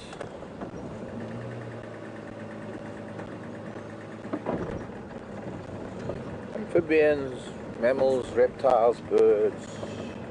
Oh, going into the bush. Going into the slow. Alright, sorry, we're not going to see tortoise. Barely. Just see him trying to make his way to hiding.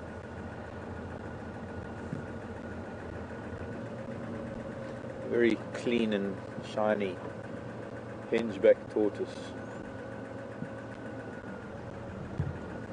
Thanks to all that low terminalia, cluster leaf. Okay. Ellie must have moved on. Well, he's probably moving on to eat some bark and branches and... So that's not him there.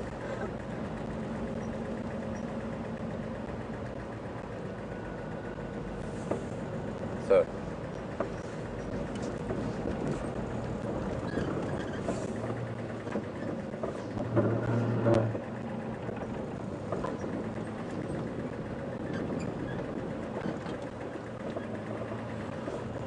So, we're going to carry on looking around for maybe the answer to Mrs. Wildebeest's problem, and let's see what Scott's got for you. Let's see where Scott's at the moment, and I'll see you shortly. I'll see you in a little while. Bye for now. Got more rain coming too.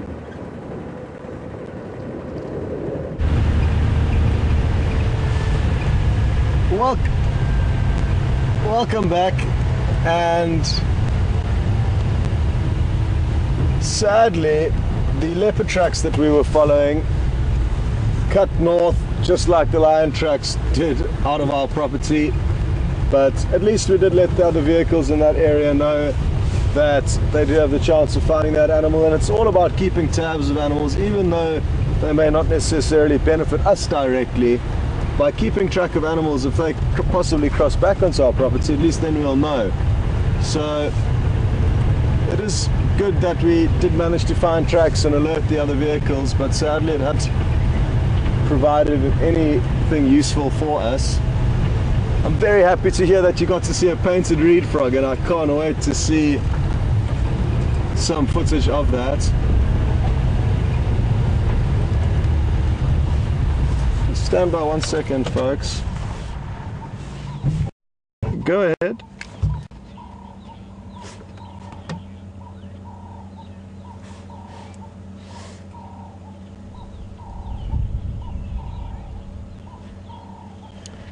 Copy, thanks very much, Jos. If possible, maybe this evening we'll come back up. I've already moved out the area.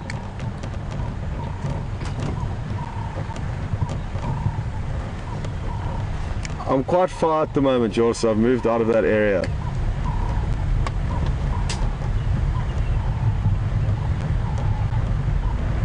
No problem, well done, and thank you. Okay, well, good news. Yours, another vehicle, a private landowner here, has managed to find the lion that we let him know about, so that's good news, and will keep us updated if they do come back onto our property. They are quite close. We have moved out of that area, so no point in going back there with the chance of them coming back. He'll keep an eye on them, and like I say, that information could be vital for us this afternoon if they do come back. So that's good news. But we will continue on our escapades here. But like I said, very happy that you got to see a painted reed frog. They're beautiful, beautiful little animals.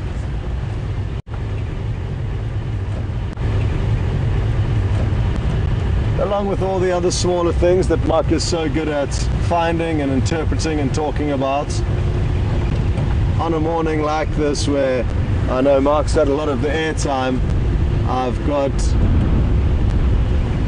complete faith that he's showing you a good time, and his knowledge of the smaller things out here really is phenomenal. Something that we all benefit from greatly, having somebody of his experience out here. So I've no doubt he's been showing you a good time.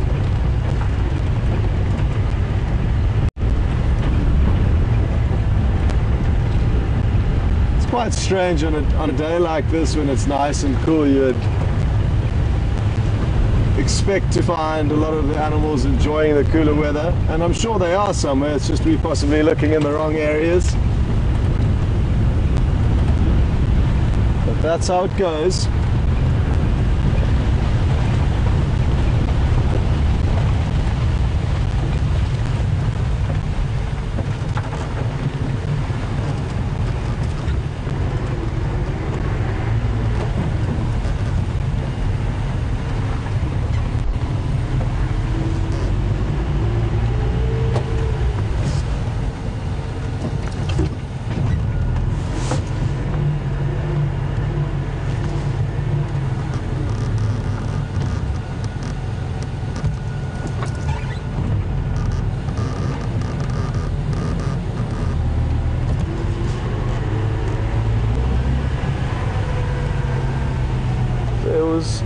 Track back there that I just needed to investigate a little bit more closely, and I'm still trying to establish it was just after the rain, or possibly even during the rain, so earlier last night. But it does look like a hyena, not a leopard, and I was hoping it would have been a leopard.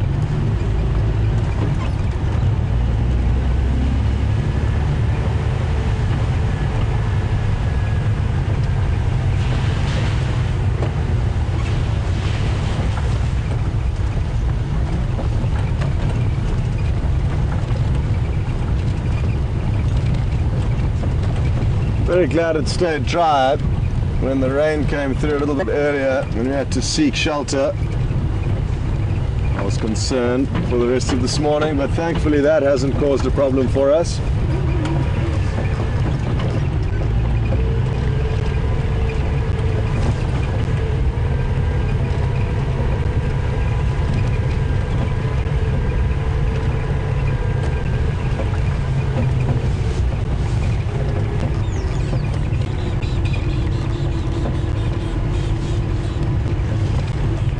So we've driven a lot of the perimeter of our property and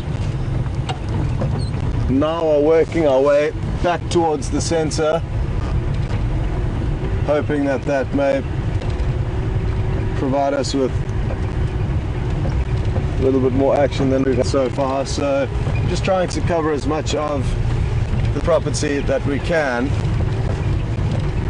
in order to find animals, and we've kind of started like us on the outside, and the reason for that is it can often be useful knowing what animals have come in or potentially out of the property. And sadly today we've established that different sets of animals, one being in and doing some line along the boundaries and then out of the property.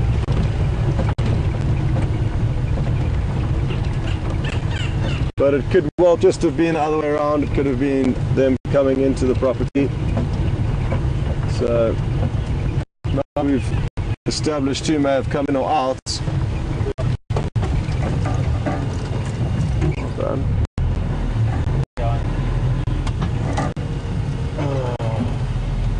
I spotted a bushbuck. It's an antelope that we don't see very often and battle to show you because they are shy and secretive. So he just wants to try and get us to show you one there, but sadly, as usual, it's slunk off.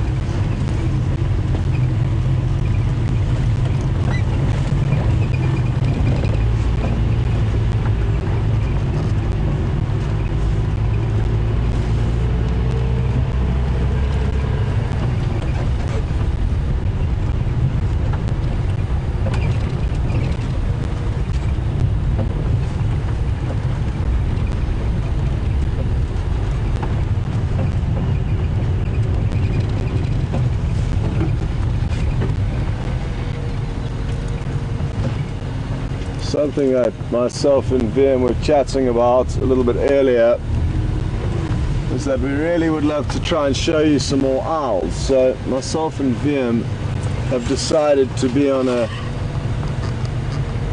extra high alert for any potential owl sightings, and a lot of the small owls position themselves in small cavities and they camouflage, they blend in really well by just positioning themselves within these cavities. So we are scanning mostly there, but hopefully as the sun begins to rise later and set in the evening, we will be spending more time out after dark, and this way we'll be able to show you some more. Yesterday evening on the way back from Arathusa, myself and Brian saw a spotted eagle owl feeding a mouse to its chick, which was really cool.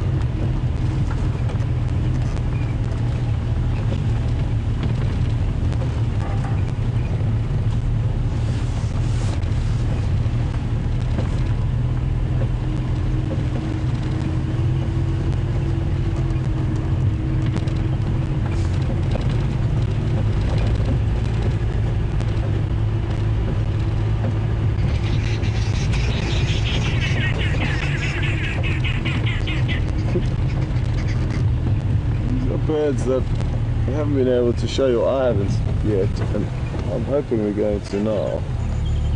They're making that little racket you may have heard. Oh, don't run away.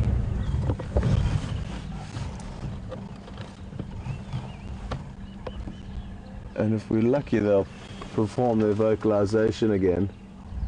These are called arrow-marked babblers,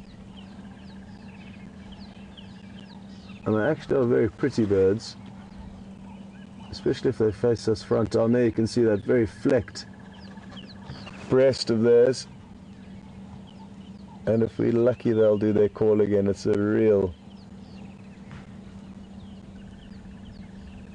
cacophony that they all get involved in, and they fly in small family flocks, so there's usually 4, 5 or 6 of them that all join in on the call simultaneously.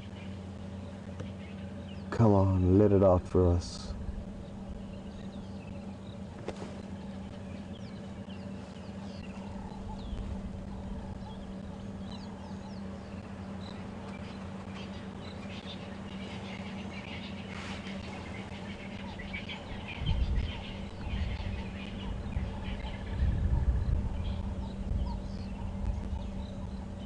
Oh, that's nice that they're grooming one another. And I guess that is the benefits of moving in a family flock. You can all help tend and care for one another. But no luck with the vocalization. At least you did get a few half decent glimpses of the arrow-marked babbler.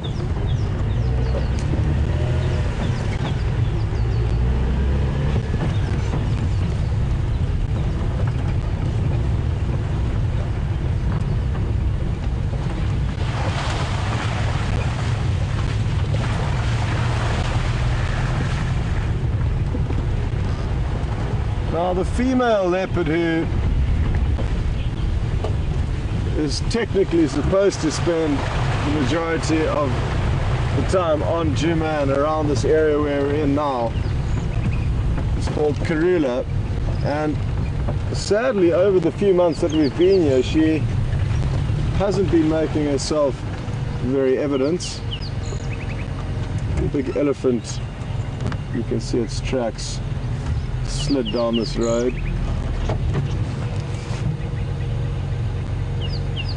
At some stage last night, so we may bump into him, or it could be the same one that you were viewing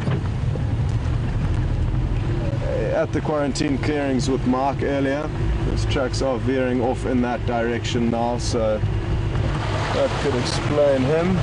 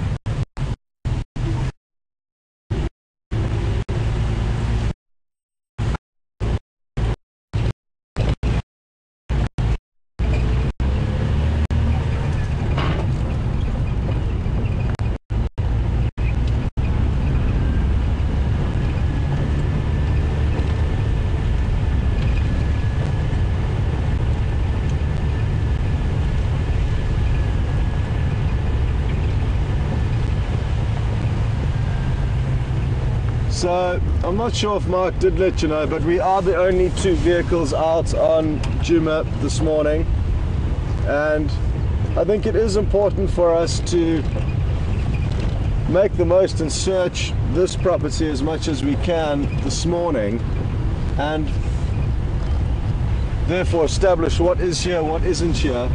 And if we don't have any luck this morning, then at least we know we've done our part searching.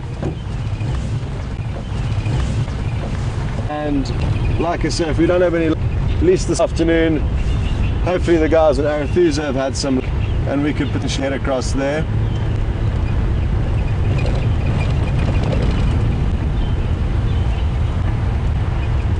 but it wouldn't really make sense to go there where it is fairly crowded. It wouldn't really make sense to go there where it is fairly crowded with vehicles when we've got our own little area here that's entirely unutilized except for myself and Mark today, which is a rare opportunity to make the most of. And the benefits of staying here is that if we do find any animals, we won't have any pressure to leave them or let other people come and see them. So that is the rationale behind our decision to explore this property extensively this morning.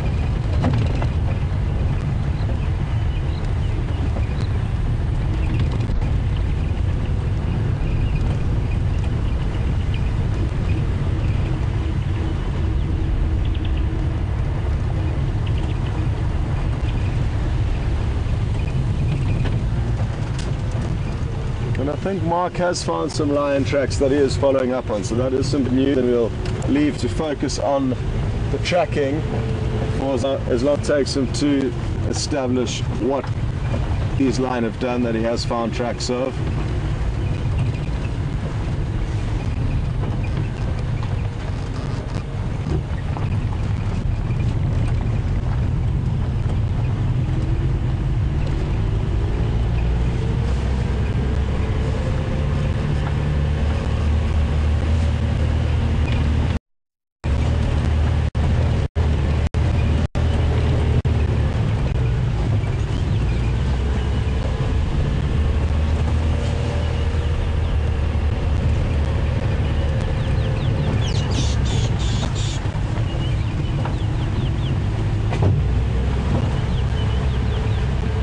Well, Elaine, good morning, and thank you for your kind words, and we certainly will be doing, like I say, everything in our power to show you owls.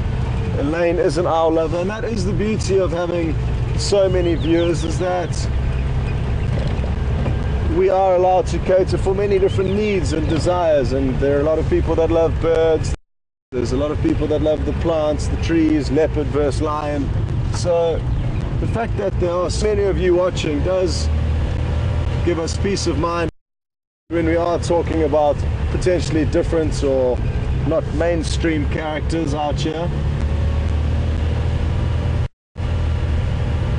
And Elaine is one of those viewers who loves owls, so our best to show you that in the coming weeks.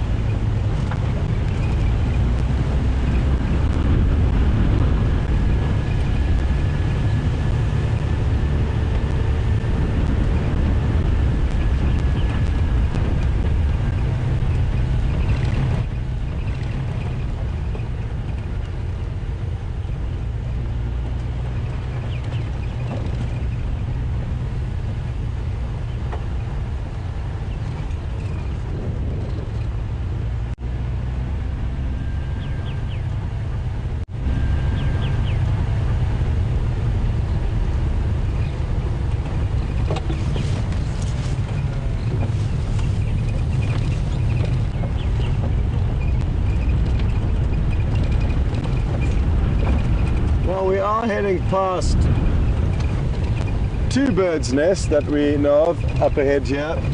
One of which is the woodlands kingfisher, which is a really beautiful bird. One of which is the woodlands kingfisher, which is a really beautiful bird.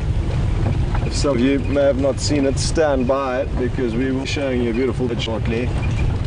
And the last time I was actually here, we were lucky to see one of the adult woodlands kingfishers come back with a small snake. But a small snake for a small bird, it was a big kill for that woodlands kingfisher. And we saw it dispatching the snake by flinging it and walloping its head against the branch before feeding it into the chicks in the nest. So we'll spend a few moments and watch what the adult woodlands kingfishers are busy hunting today. Just beyond the woodlands kingfisher nest, there's an African harrier hawk nest. But sadly, the African harrier hawks are very nervous for some reason, and I can show you a shot of them.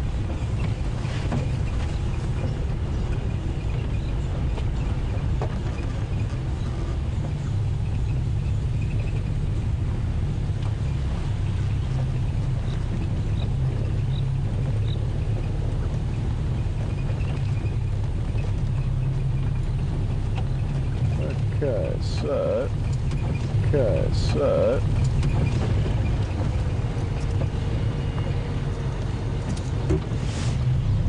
just going to get into position here.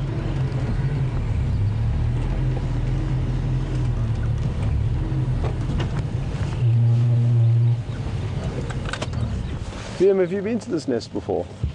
Only when I came to recover you. Okay. Well, you see the second cavity.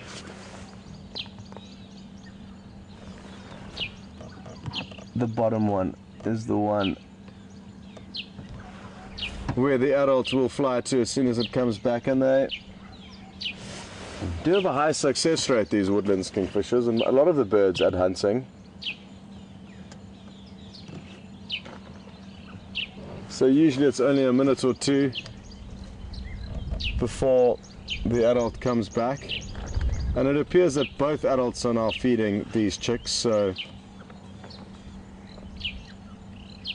they're both required to feed them, which means that hopefully soon these young chicks will pop out of this nest. If both adults are required for feeding, it means that the chicks are big enough to look after themselves in the nest alone, and are also big enough to require both adults to be on the prowl for food for them.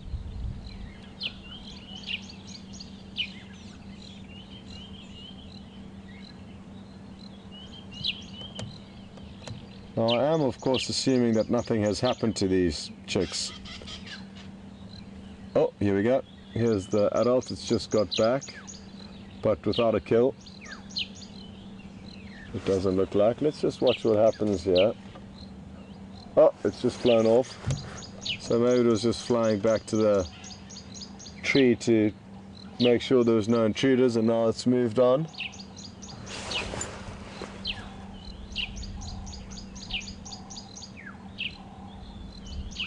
Ooh. Now from here I can see the African harrier hawk on its nest, but only just. And I fear if we do go any closer it will fly off, as it usually does.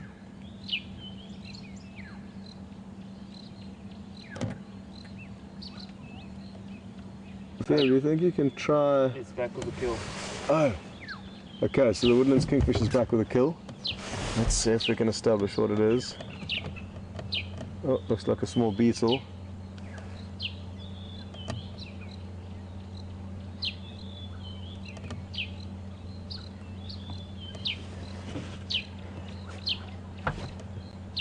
And this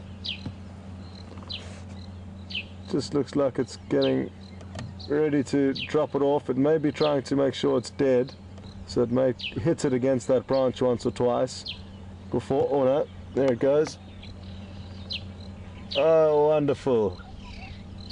I even saw the chick's beak poke its head out there, and its beak was kind of a orangey color, not yet the bright red of the adults. And they really are magnificent birds, these woodlands kingfishers.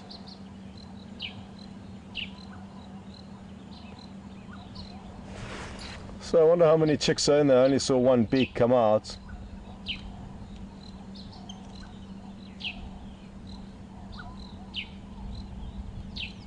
Well, that was good. Now, what I'm going to see is if we can't get an angle on the African harrier hawk, which is just around this next corner. But what I'm going to do is I'm going to drive off-road here to try and get us an angle that prevents us having to go too close. It will give us an angle in on the nest, I'm hoping.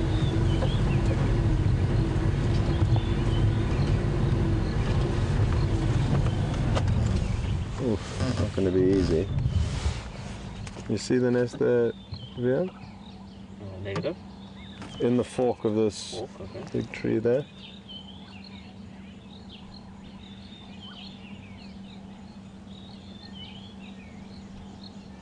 Now, interestingly enough,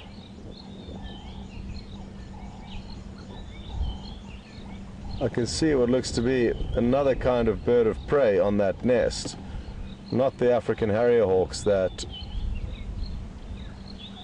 we had last seen attempting to use this or planning to use this as a nest site. So, let's creep a little bit closer forward. Maybe this bird will be more relaxed with us and we'll establish what it is. It's brown in color and all I could see was its back feathers, so hard to tell what it is. I'm hoping we're going to be able to get a little angle here.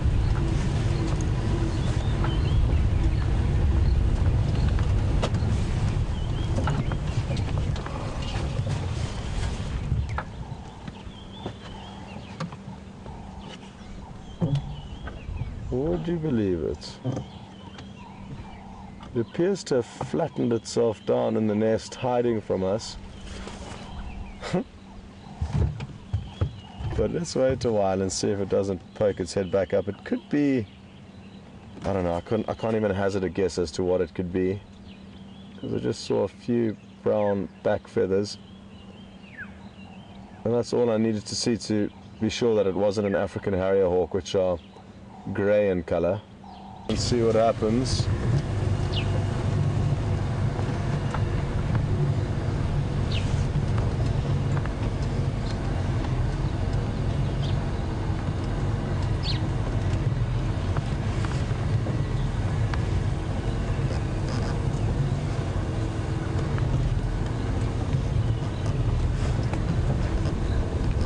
There's been a lot of large sticks added to this nest that I've noticed.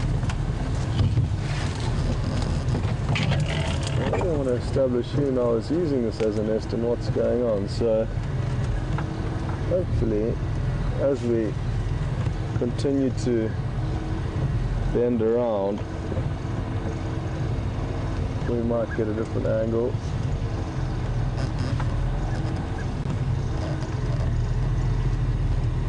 Come on.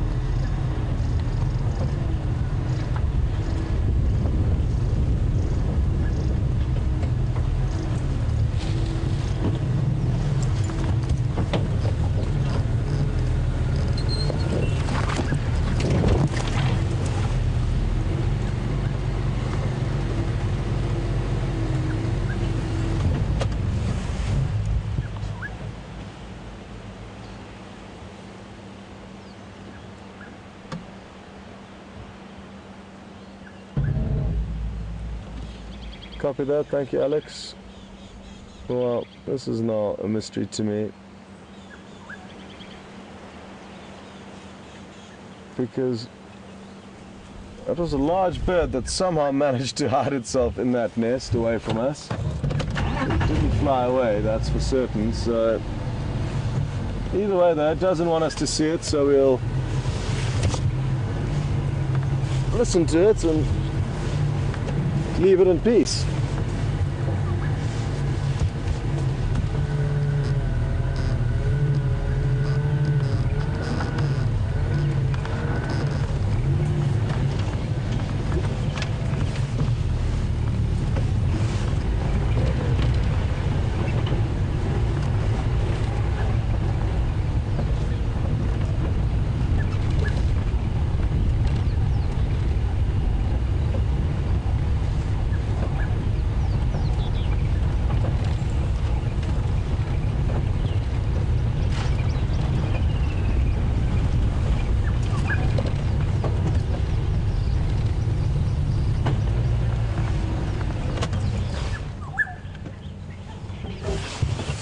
Ooh, okay, I've seen it. It's a black-headed oriole, it's a beautiful bird.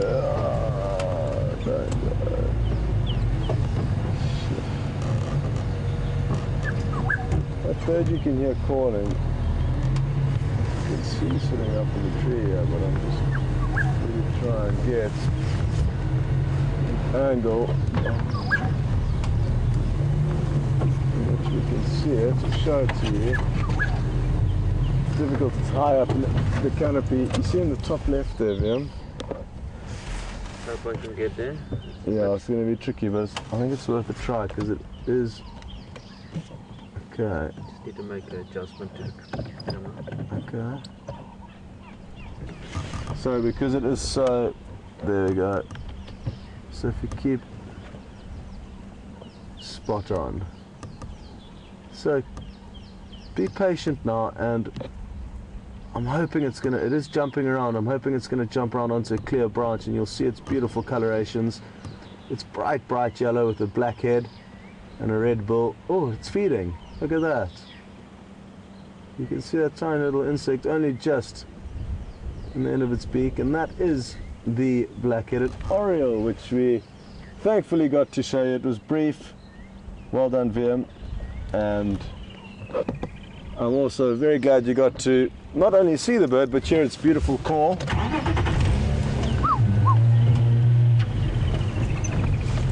This is close to it as I can make an impression.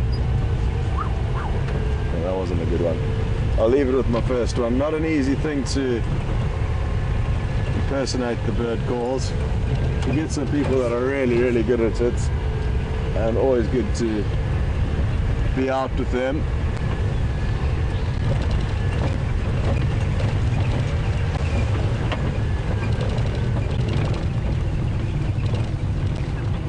There's two more of those same birds that just flew past us really quickly and now continuing to call.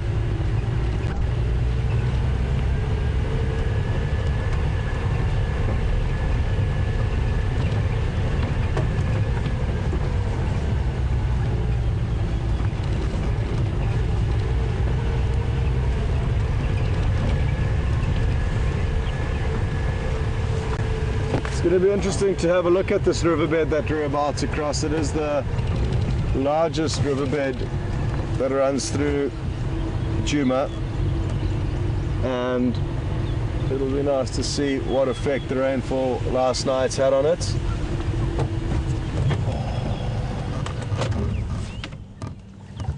No. The three birds that just flew off, I'm not sure if you did get a glimpse of them, but they're incredibly pretty birds called African green pigeons. But they don't, they're so well camouflaged, and they are also very shy, so they often don't allow us any decent views of them, but I would really love to try and show you one. In Afrikaans, one of the local languages, they are called a papegaai duif. Now a papegaai is a parrot, and a duif is a dove, so the direct translation therefore leads you to parrot dove. So it is exactly how they've described it. It's a dove-shaped bird with parrot-like colorations.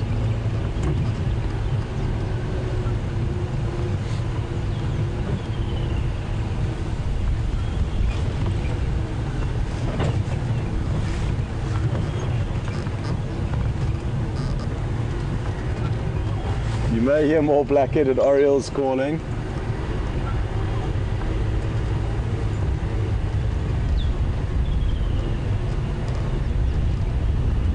So they're obviously enjoying the weather today. They're very vocal. Everything else, sadly, seems to be in hiding.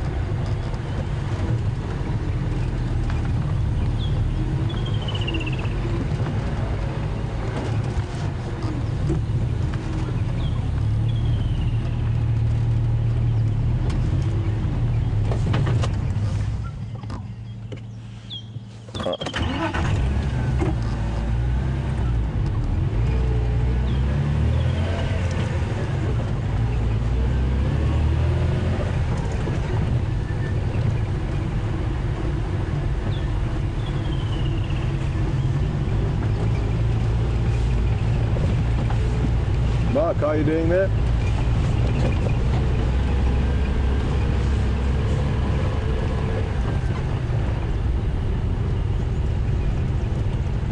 Oh, sorry about that.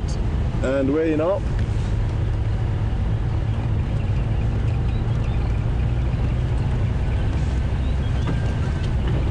Okay, copy.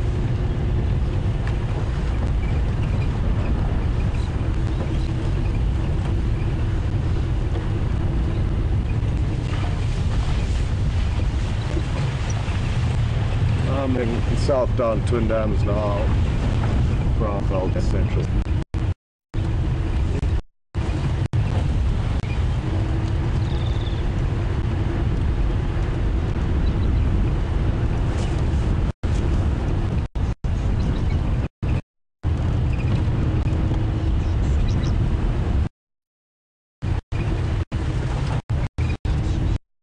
Dams from Central Vulture's Nest, that's where I come.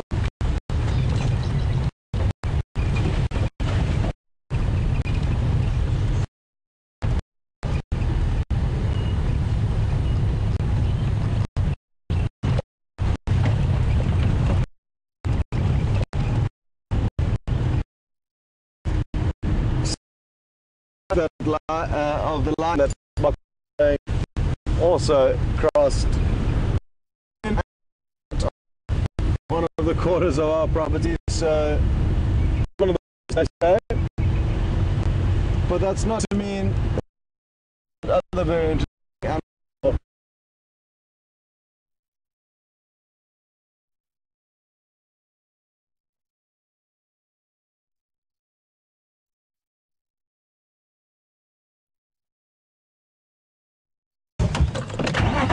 You didn't miss anything, and welcome back. Not sure what the problem was there, but good to have you back in a very short space of time. Okay.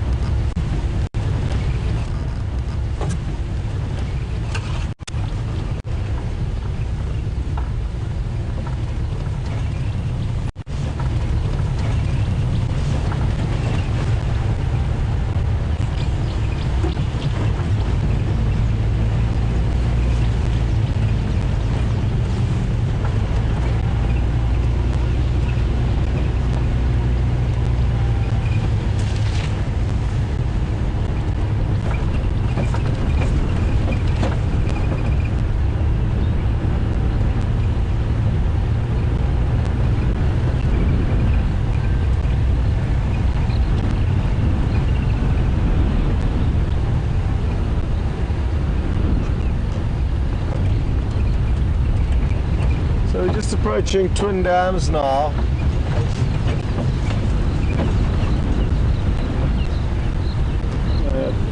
Doesn't look to be too much action happening here at first glances.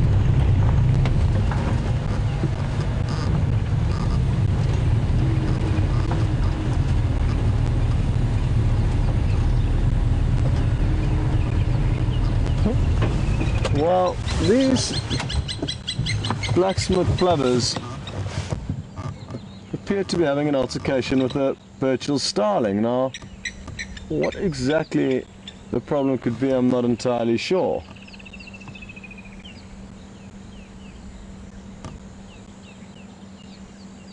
I would like to think that the Burchell's starling is not planning on, probably stay on the starling if you can. Yeah.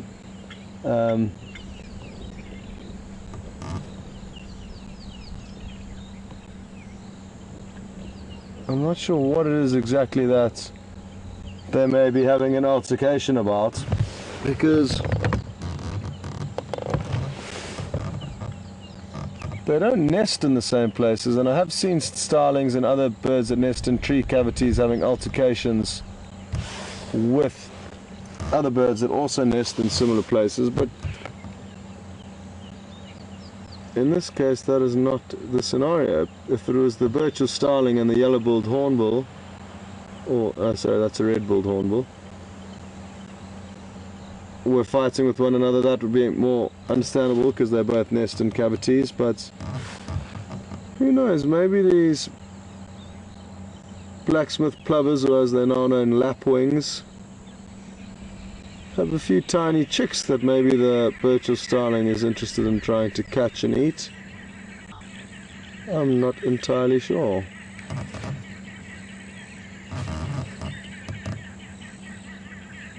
Oh, there's two ducks that I would love to show you that I've yet to see here on Djuma. They're called white-faced whistling ducks. Very pretty, and they've got an incredible call. One of my favorite bird calls, the whistling duck's call.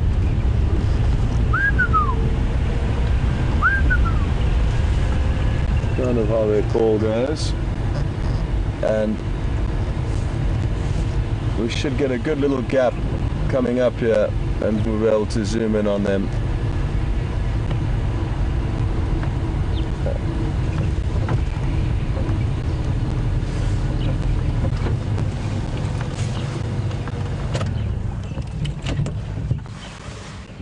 Copy.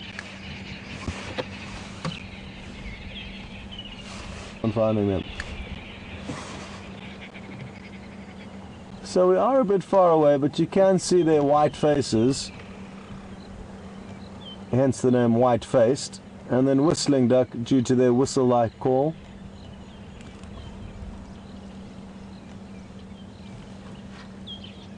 Wouldn't it be wonderful if they've planned, or if they do plan on establishing this as their new home?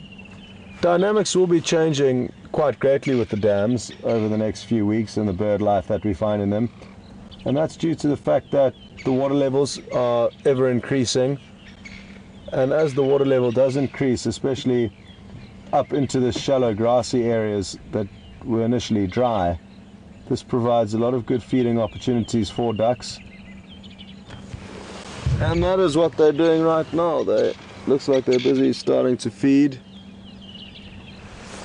in that grass, but difficult to see from here, so we'll continue, but we'll keep an eye on these whistling duck.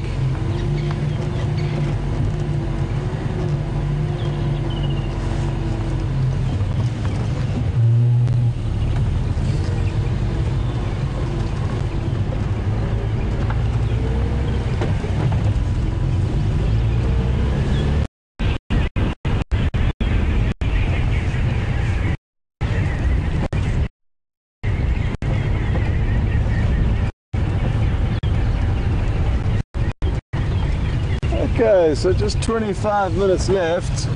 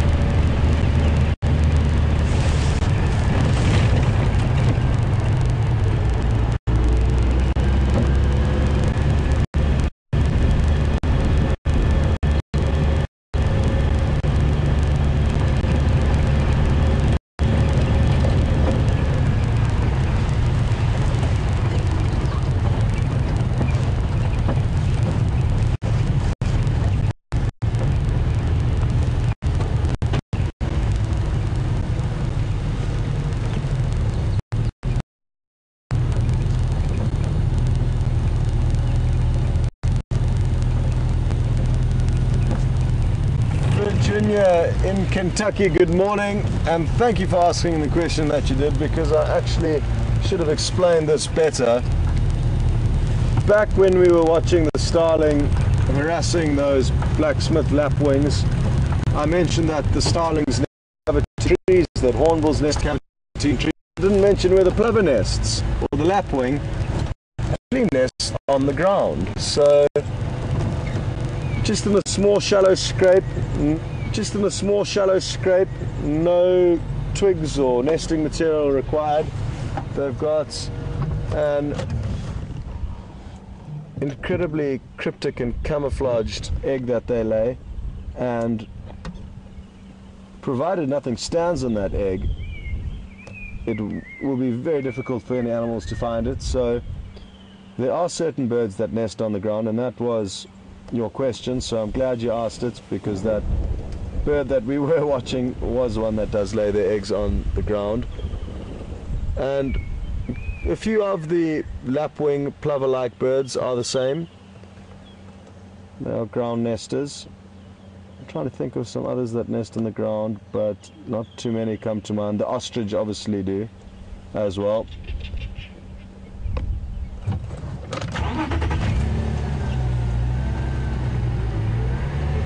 As nesting in a tree for an ostrich would be difficult because they can't fly. So they'd have to have a staircase up to their net.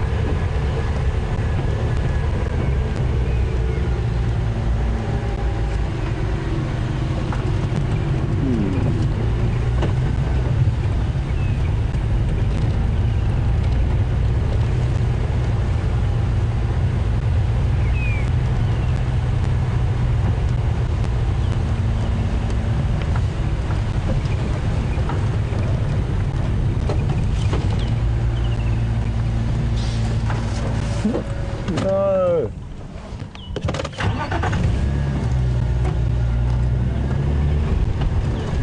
Well, there was a Wahlberg's eagle perched nice and close to us for a few split seconds before it took off. But we have to stop and try, otherwise we will never get you the shots, the good shots that we sometimes do manage to come through. It's a trial and error process out here. And we've got to take whatever opportunities we can, because you just never know whether they are going to sit or fly away.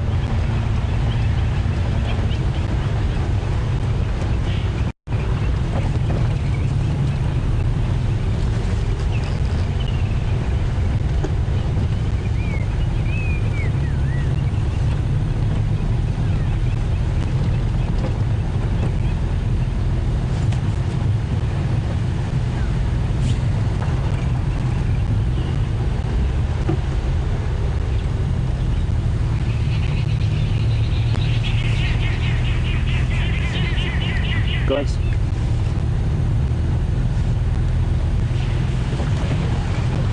That call that you just heard over there was the arrow-marked babbler, the bird that we did view earlier. So that is the babbling chorus that they let out.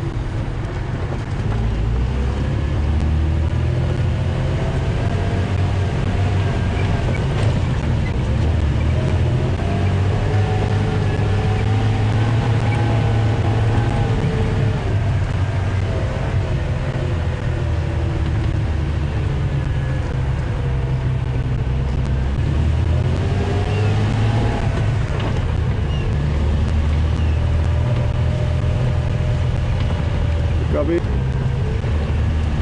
I'll maybe just go for 5 or 10 more and then we can close.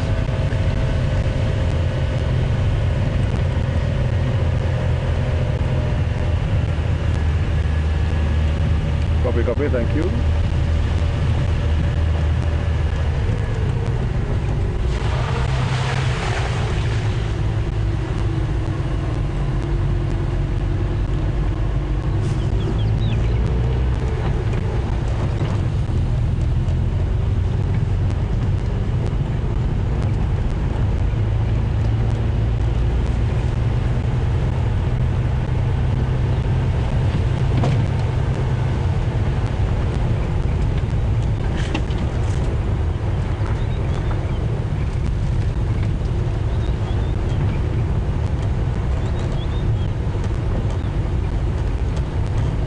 Jeffrey in Austin, Texas. Good morning, welcome on board.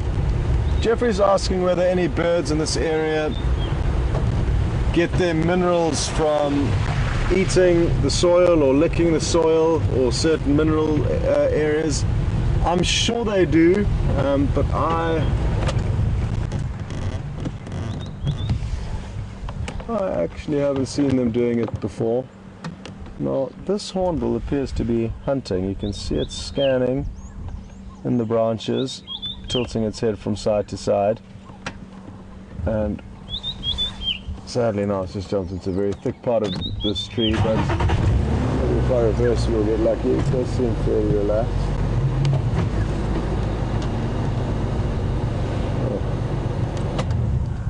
Not going to be easy, sorry Jim.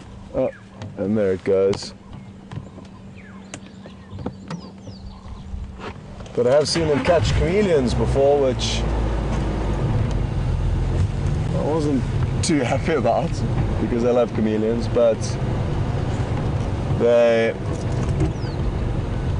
are formidable little hunters, the hornbills, and I was wondering if it wasn't going to allow us to join in on one of its hunts.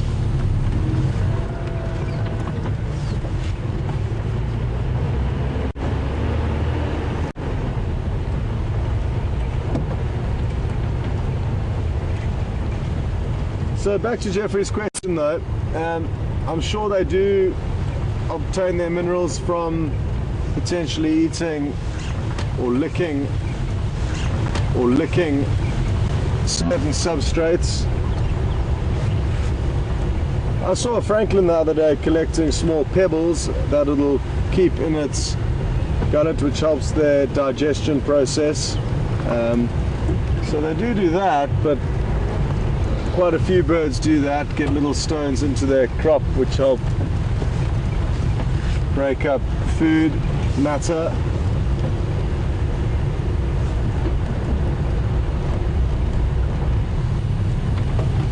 But I personally haven't seen birds actually doing it in all my time out here, but that could simply be bad timing.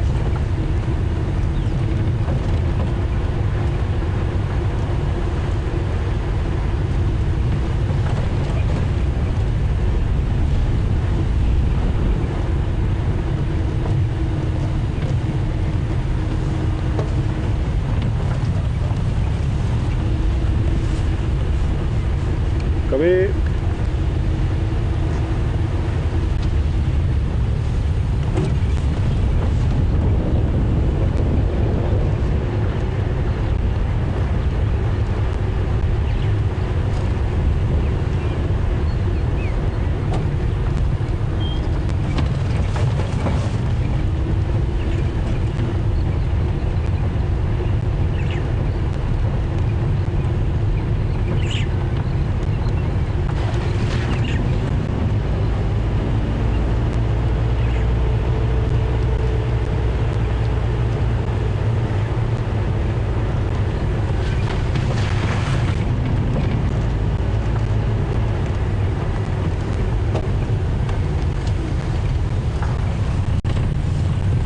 Well, from myself and Vim, I'd like to say thanks very much for joining us this morning. Sorry that it wasn't the most action-packed or thrilling morning from my side. It sounds like Mark did get to show you some great little things though, so I'm very happy about that. And there are better prospects for this afternoon. There are some line that have found that could well head back onto our property. They're very close to our boundary, so all thumbs up. And if not, a lot can change in the day out here, so let's see what happens. But thank you very much for joining us, and until this afternoon, I hope you have a wonderful day or morning. We'll cut over to Mark and he'll finish off the rest of this morning's drive. So until this afternoon, all the best, and thank you.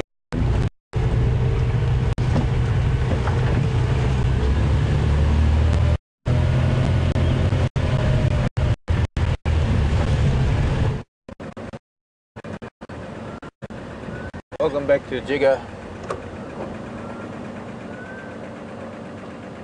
I'm I'm hearing a black cuckoo. I was hoping I'd find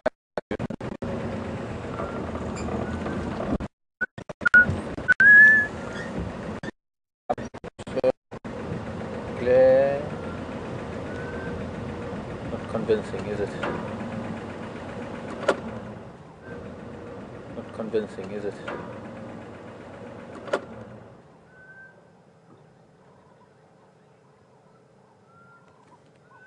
Sounds like it's in the back there, and then Marula at the back. But you're allowed to tick off a bird if you cannot positively identify its call. Now I've got a few things to tell you about our morning on this side of Djuma and our progress on our side of the world. It wasn't easy for me to travel in a straight line in the opposite direction to where the wildebeest had come in from the southwest. So what I did was we came down to Philemon's Dip and I headed along Philemon's cut line.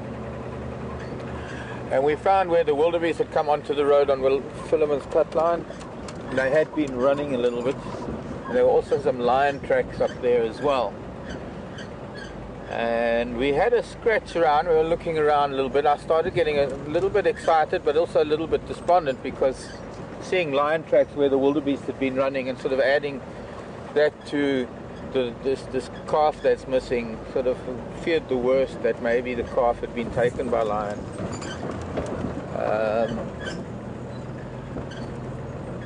We then went on to Rebecca's Road, and I found where they'd crossed Rebecca's Road, also in a perfectly straight line with everything else. And we're about to get to the junction now, and I can more or less point out to you where things are and how it's sort of played itself out. We were following, or I was following an old track that runs from the pump house at Philemon's Dip, following that almost back along the track. That's that lesser spotted.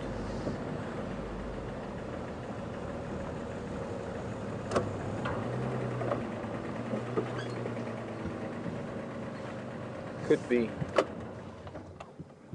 Sorry, wow, we've got a gap where we can see this eagle. I don't know. We saw a lesser spotted eagle now at Treehouse Dam.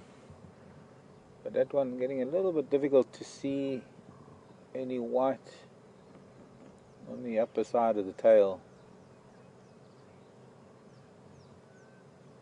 Just not banking strong enough for us to get a good look.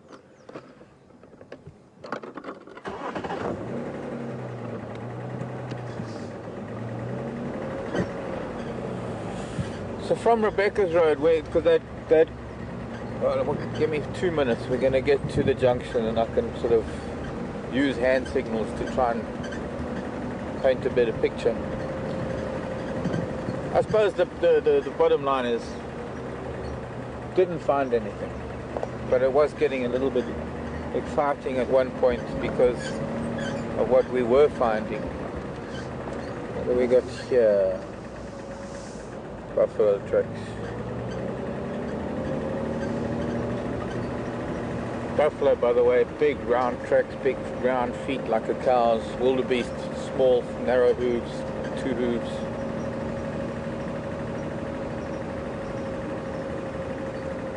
Wildebeest track about the size of half of a buffalo's hoof. One side of a buffalo's hoof. About the size of a wildebeest. So I suppose the good news is that we didn't find any lion on a baby wildebeest kill. So it's possible that little one is still running around somewhere, bleating for its mother. Well, here's Philemon's Dip in front of us. And here's Philemon's cut line coming from the west towards us. We're facing north. So we're sort of at a 90 degree here, facing north, and at the top of this road facing north is where quarantine is. Now, if we swing over to the left and we look to the west, where Philemon's cut line is, the wildebeest came sort of from far back on the left of the road, crossing diagonally to the right, and then that would have brought them through Rebecca's Road, through this dip, Philemon's Dip, and straight up. And when we got to a little way up Philemon's cut line, we managed to find the wildebeest tracks with lion tracks when the wildebeest tracks left the road, and doubling back from where they crossed Rebecca's road, heading back towards that exact same place where we found the lion tracks. I got excited because there was a batelier sitting in a tree. I even said to Brian, that's where the kill is, I'm sure. And we drove around that dead tree, and we drove around quite a bit. Brian picked up a whiff of something, but we couldn't find anything. Grasses are very long. Expected that maybe if the lion had been there, they would have lifted their heads. So we did a little bit of a loop down onto Gowrie Main and then back towards Treehouse Dam. And on Gowrie Main, at the entrance to Little Gowrie, that's where we found the lion tracks crossing south onto Little Gowrie. And there's a good possibility that it was maybe the Sticks ladies, because I know that the Sticks were around yesterday. There looks like 2 females and a male. I might be wrong. But they obviously had, after they were on Philemon's cut line here, they must have gone south towards Treehouse Dam and then turned from Treehouse Dam and headed up towards Little Gowrie. Now, for a couple of adult or 3 adult lion, if they did manage to catch this calf, it probably would have taken but a few minutes to finish that carcass with 3 big adults. So it's not likely that we're going to find a carcass. But the other alternative that I was thinking of was maybe that the wildebeest were on their way back here from Arathusa. There's a good chance that maybe something happened on Arathusa airstrip that brought them back here, while they've come back to this open area. And that maybe the lion spooked them, and maybe, just maybe, little one got lost somewhere along the line having been spooked, and it's still somewhere in all of this bush between Philemon's cut line and Quarantine. So to conclude the morning's drive, I think since we've had quite a little bit of a saga this morning, let's go back to Quarantine. We're going to go back to the herds and have a look and see what's going on there. There, who's that? Another eagle. Just taken off from here. Could have been a tawny, I guess. Why it was on the ground there. So I'd like to just conclude the drive going back up there, and that sort of ends the circle. We can only hope that maybe when the wind calms down and animals calm down a little bit after this wind and weather has been upsetting them a little bit, then maybe she will hear the calf and maybe the calf will hear her, and maybe things will turn out for the best. It's a far better scenario than thinking that those lions did devour that calf. But there is nothing that we can do to solve this mystery unless the calf appears. It is an African poo-poo. Boop boop. Boop boop. Bye-bye.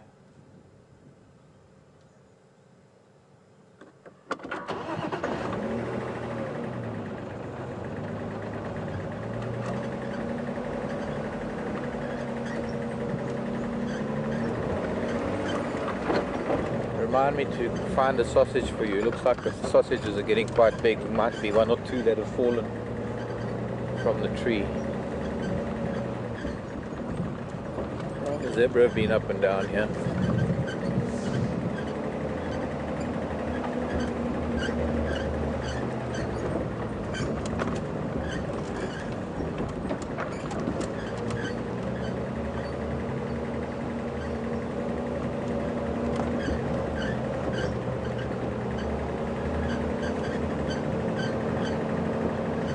So for the time being, we're going to close off the investigation of the missing calf.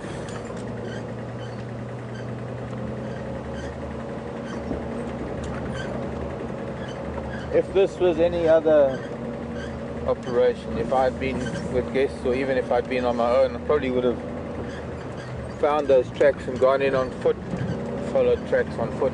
But even then, you could be 5 feet away from the remains of a wildebeest or rather a lion kill, and you might not even find anything unless you could smell it.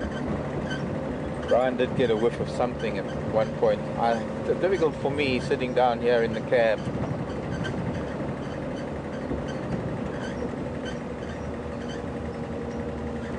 Look who's there.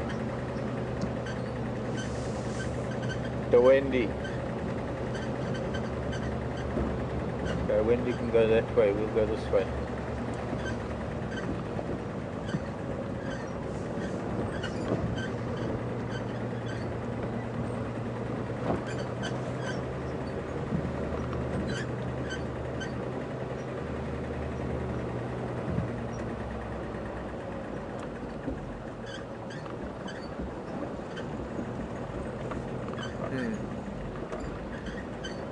All gone.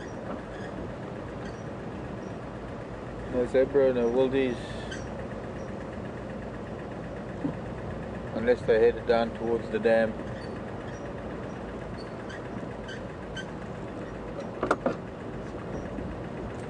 Scott, any of the zebra or wildebeest down there?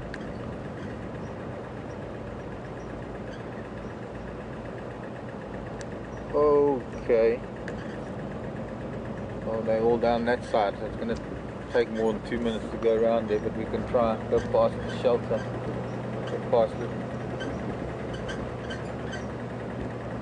Yeah, so they've all moved down towards Gowrie Dam, and we'll catch up with them later. It'd be nice to actually try and find them a little bit later this afternoon when we come out, and there might be some good news then. It would be interesting to see how long, what happens. We're not going to speculate on anything, but it would be nice to see what transpires, and now that these wildebeest are back. I guess a little unfortunate that it happens to be that one female wildebeest that is so distinct, and the fact that she was one of the ones that was the first birth to be seen on Wild Earth, and in fact the first birth that Brian saw. So we'll catch up with them later and see what's going on. Thank you very much for joining us this morning and for all the questions that came in. Thanks Brian and Thumb, and of course thanks to the rest of the crew. This is Wild Earth coming to you from Djuma Game Reserve. Goodbye, sleep well, sweet dreams, love you lots. Bye.